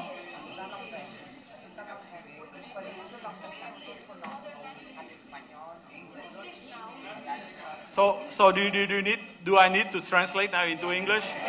Okay. Yeah, English. Okay, so this is I want to ask you about the notion of time. Time is a very deep concept in physics, and yet you see, since relativity, special relativity of Einstein. We don't conceive time as flowing past us anymore. You know, in fact, you know, the question of time flow, like a river that go down the river, it's strange because then you ask yourself, what is the speed of time? You know, it's 1 second per second or something like that. But in fact, in relativity now, past, present, and future are always there because the past of somebody can be the future of somebody else, depending on its relative motion respect to the first observer. So time is not universal anymore. That's what relativity means, in fact. And so time is always there, although there's a psychological time that seems to be flowing because, you know, our past is the past is already gone, the present is here now, and the future is to come. So how does Buddhism conceive the notion of time?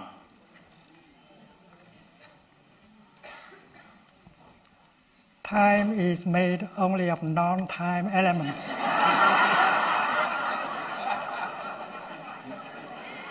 Including space, including matter, energy, action, force. Without these elements, time is not there. So time may be a mental construction. But the safest thing to say is that time is made of non-time elements. And if you remove all these non-time elements, including space and action and energy, time is no longer there.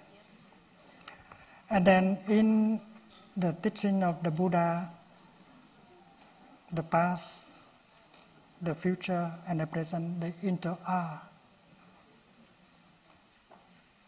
The present cannot be there without the past and the future. And the future cannot be there without the past and the present. They lean on each other in order to express themselves. It's like left and right. If you remove the right and the left, is gone also. The same thing is true with past, future, and present. And that is why when you look deeply and you know how to touch the present moment deeply, you touch eternity, you touch the past, and you touch the future. And as a good practitioner, you can touch the future in the here and the now. You can touch also the past in the here and the now. And you can also transform the past and transform the future by taking good care of the present moment. And this is not just theory, this is a practice. Suppose in the past you have said something not nice to your grandma.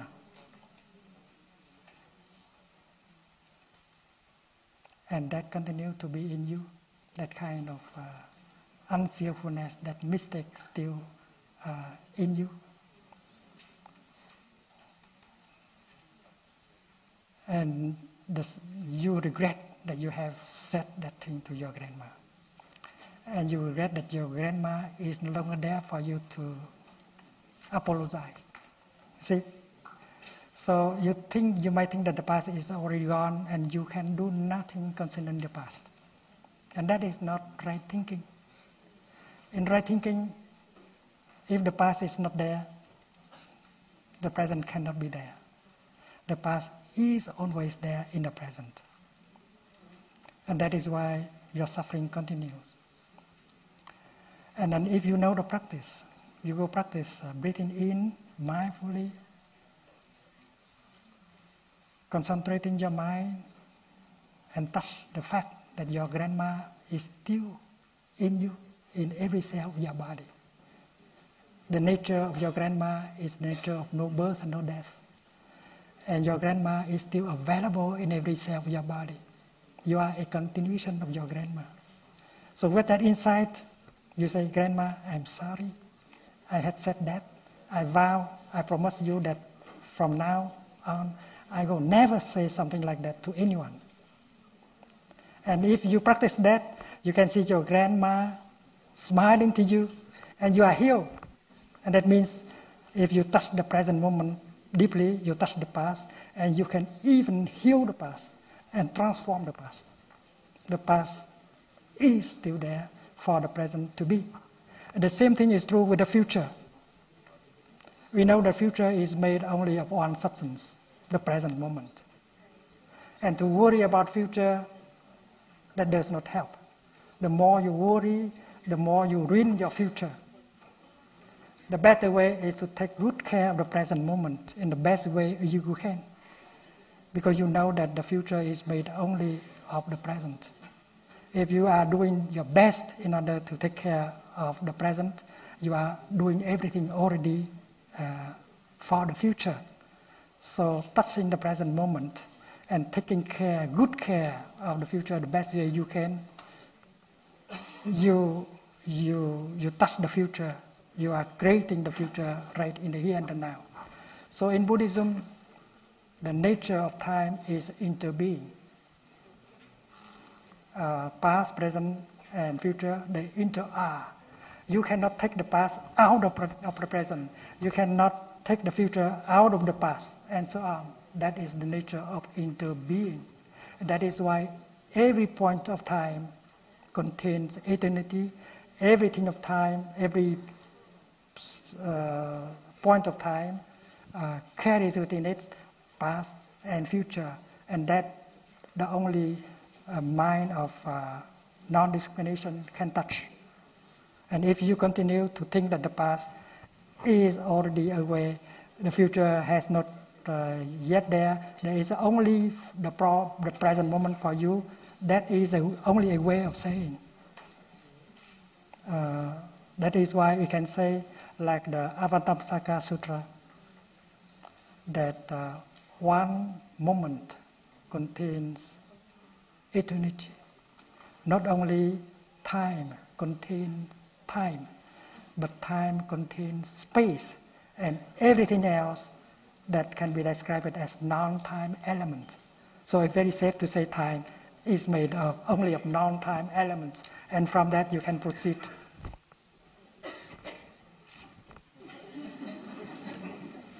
Yes, so in fact that's not in disagreement with relativity actually, because you know that one of the basic realization of Einstein is to integrate space and time. So space and time, we live in a four continuum, space and time. So for somebody who is moving very fast, space is contracting and time is lengthening. So it's slowed down essentially by the same factor, which depend on the velocity of the observer. So in fact, that space and time unification was done scientifically by Einstein, and so that I would not disagree that all this is connected together. Again, it's the interdependence of things. Again, do I need to translate that in French? That's no.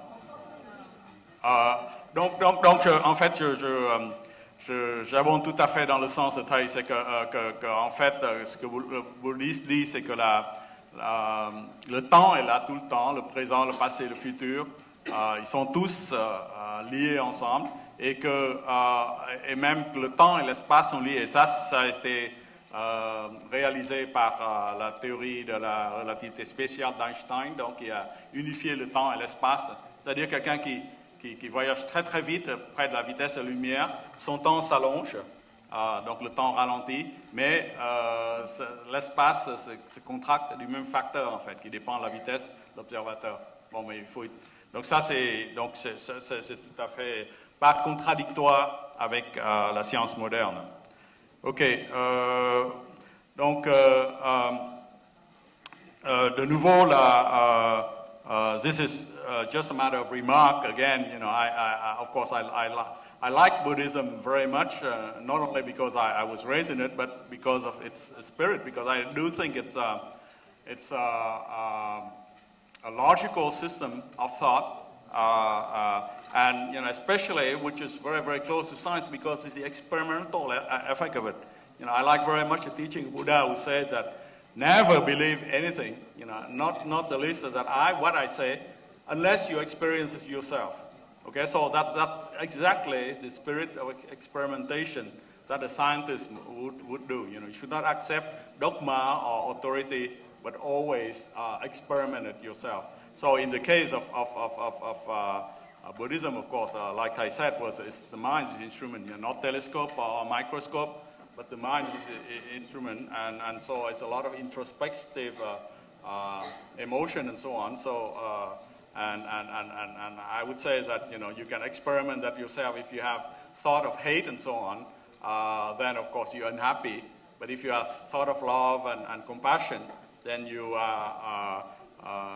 happy. So you know, you can test it yourself, but it's a realm of more feelings and so on, more than, I guess, the realm of a discussion on nature. I told you that yesterday that the aims are very, very different.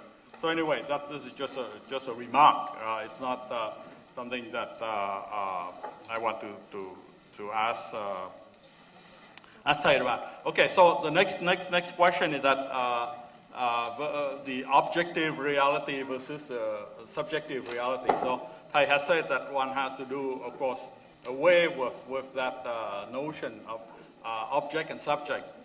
That's certainly true, but still, as a scientist, you know, I can, of course, I realize that an observer is very, very crucial for interpreting whatever he sees, and that's especially true in quantum mechanics, like I explained yesterday.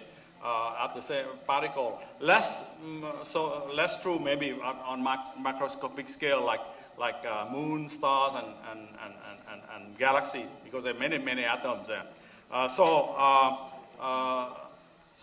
I would like to clarify this with Thich then. I mean, if you say that there's no objective reality independent of the mind, do you really believe that you know, there's a moon up there, for instance? If you don't look at the moon does not exist? I mean, in a universe that there's no observer, and we know that there could be universe that have no observer consciousness, because that depends on, like I said, the fine-tuning of the physical constant that will produce stars, and stars produce heavy elements that will lead to life and consciousness. If you don't have that, this fine-tuning, this combination, then some multiverse, some other universe, parallel universe, could be completely devoid of life and consciousness. And then, do you really believe that that world does not exist because a mind does not exist in that world? Does the moon not exist because we don't look at it? We do not believe in the notion of existence, of being and non-being. It's very clear that we cannot look at the world in terms of being and non-being. This is very clear in Buddhism. A right view is a kind of understanding free of the notion of being and non-being. So your question is that, do I believe in the existence of the moon outside there? But we go around, we cannot get out, because you are still caught in the notion of being and non-being. Like this morning I said, one of the questions that philosophers and scientists used to ask is, why is there something rather than nothing? That question proves that the person who is asking it is still caught in the notion of being and non-being. So the ultimate reality is free from both notion of being and non-being. It is very clear that to be or not to be, there's no longer the question in Buddhism. So it's like asking whether God exists or not. You can say God exists, or God does not exist. But in Buddhism, that is meaningless talk. Because as ultimate reality, God should be free from both notions of existing or non-existing. To say that God exists is wrong, and to say that God does not exist is equally wrong. But that way of looking and thinking is so rooted, deeply rooted in the human mind. That is why we cannot be free easily.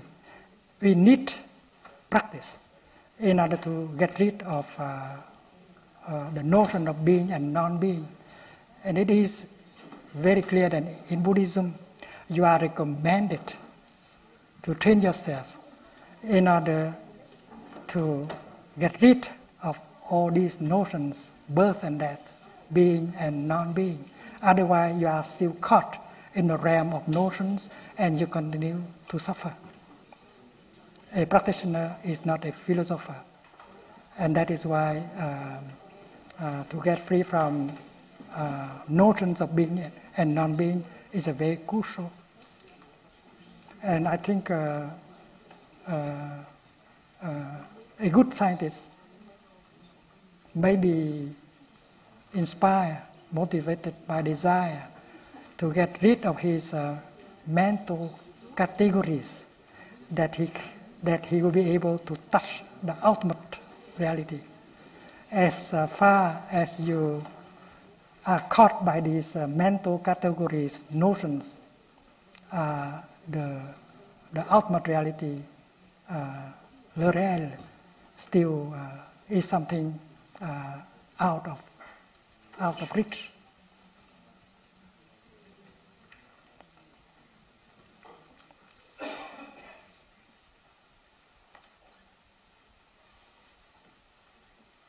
And this morning's teaching about the four foundations of mindfulness is very clear. Nature, the world outside, in science, may be considered to be something independent from mind, from consciousness, but not in Buddhism. In Buddhism, everything is object of mind, is a construction of mind. And if the mind is clear and free, the reality in itself will reflect in your consciousness. And it's very essential to remove the notion of subject and object. The notion, the belief that there is a subjective mind in here. Reaching out in order to touch the objective nature outside. That is the basic mistake, basic obstacle in Buddhism.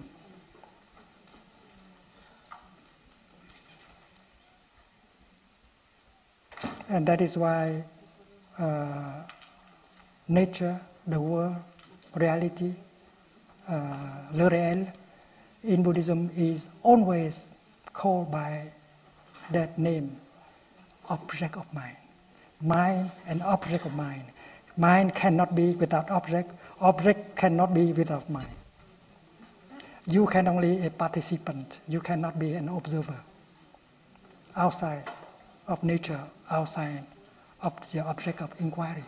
And I think modern science begins to see that. being an observer outside, there's no hope. Learn to be a participant. And in India, they have a good example for that. A grain of salt sitting on the bank of the ocean would like to know how salty is the water in the ocean. And the grain of salt is advised to jump into the ocean and to be one with the ocean water. And then the understanding will be perfect. As soon as you stay outside, there's no hope to understand. So to be a participant, to be the object of your inquiry is the only way. And in Buddhism, it's very clear from the beginning. There is mind and there is the object of mind. And these two things, they are always together. Without one, the other cannot be. And that is a very strict, very rigorous. If you stay away from that, you are not a Buddhist. That is not idealism. And later on in the retreat, we will go deeper, a little bit further than this.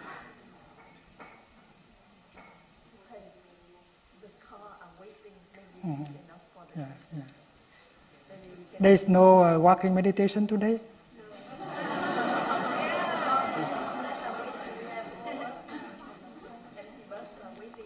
Professor Thun, you have to come back.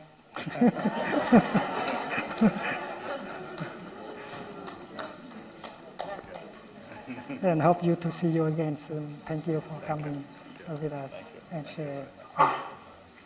This is a family of practitioners.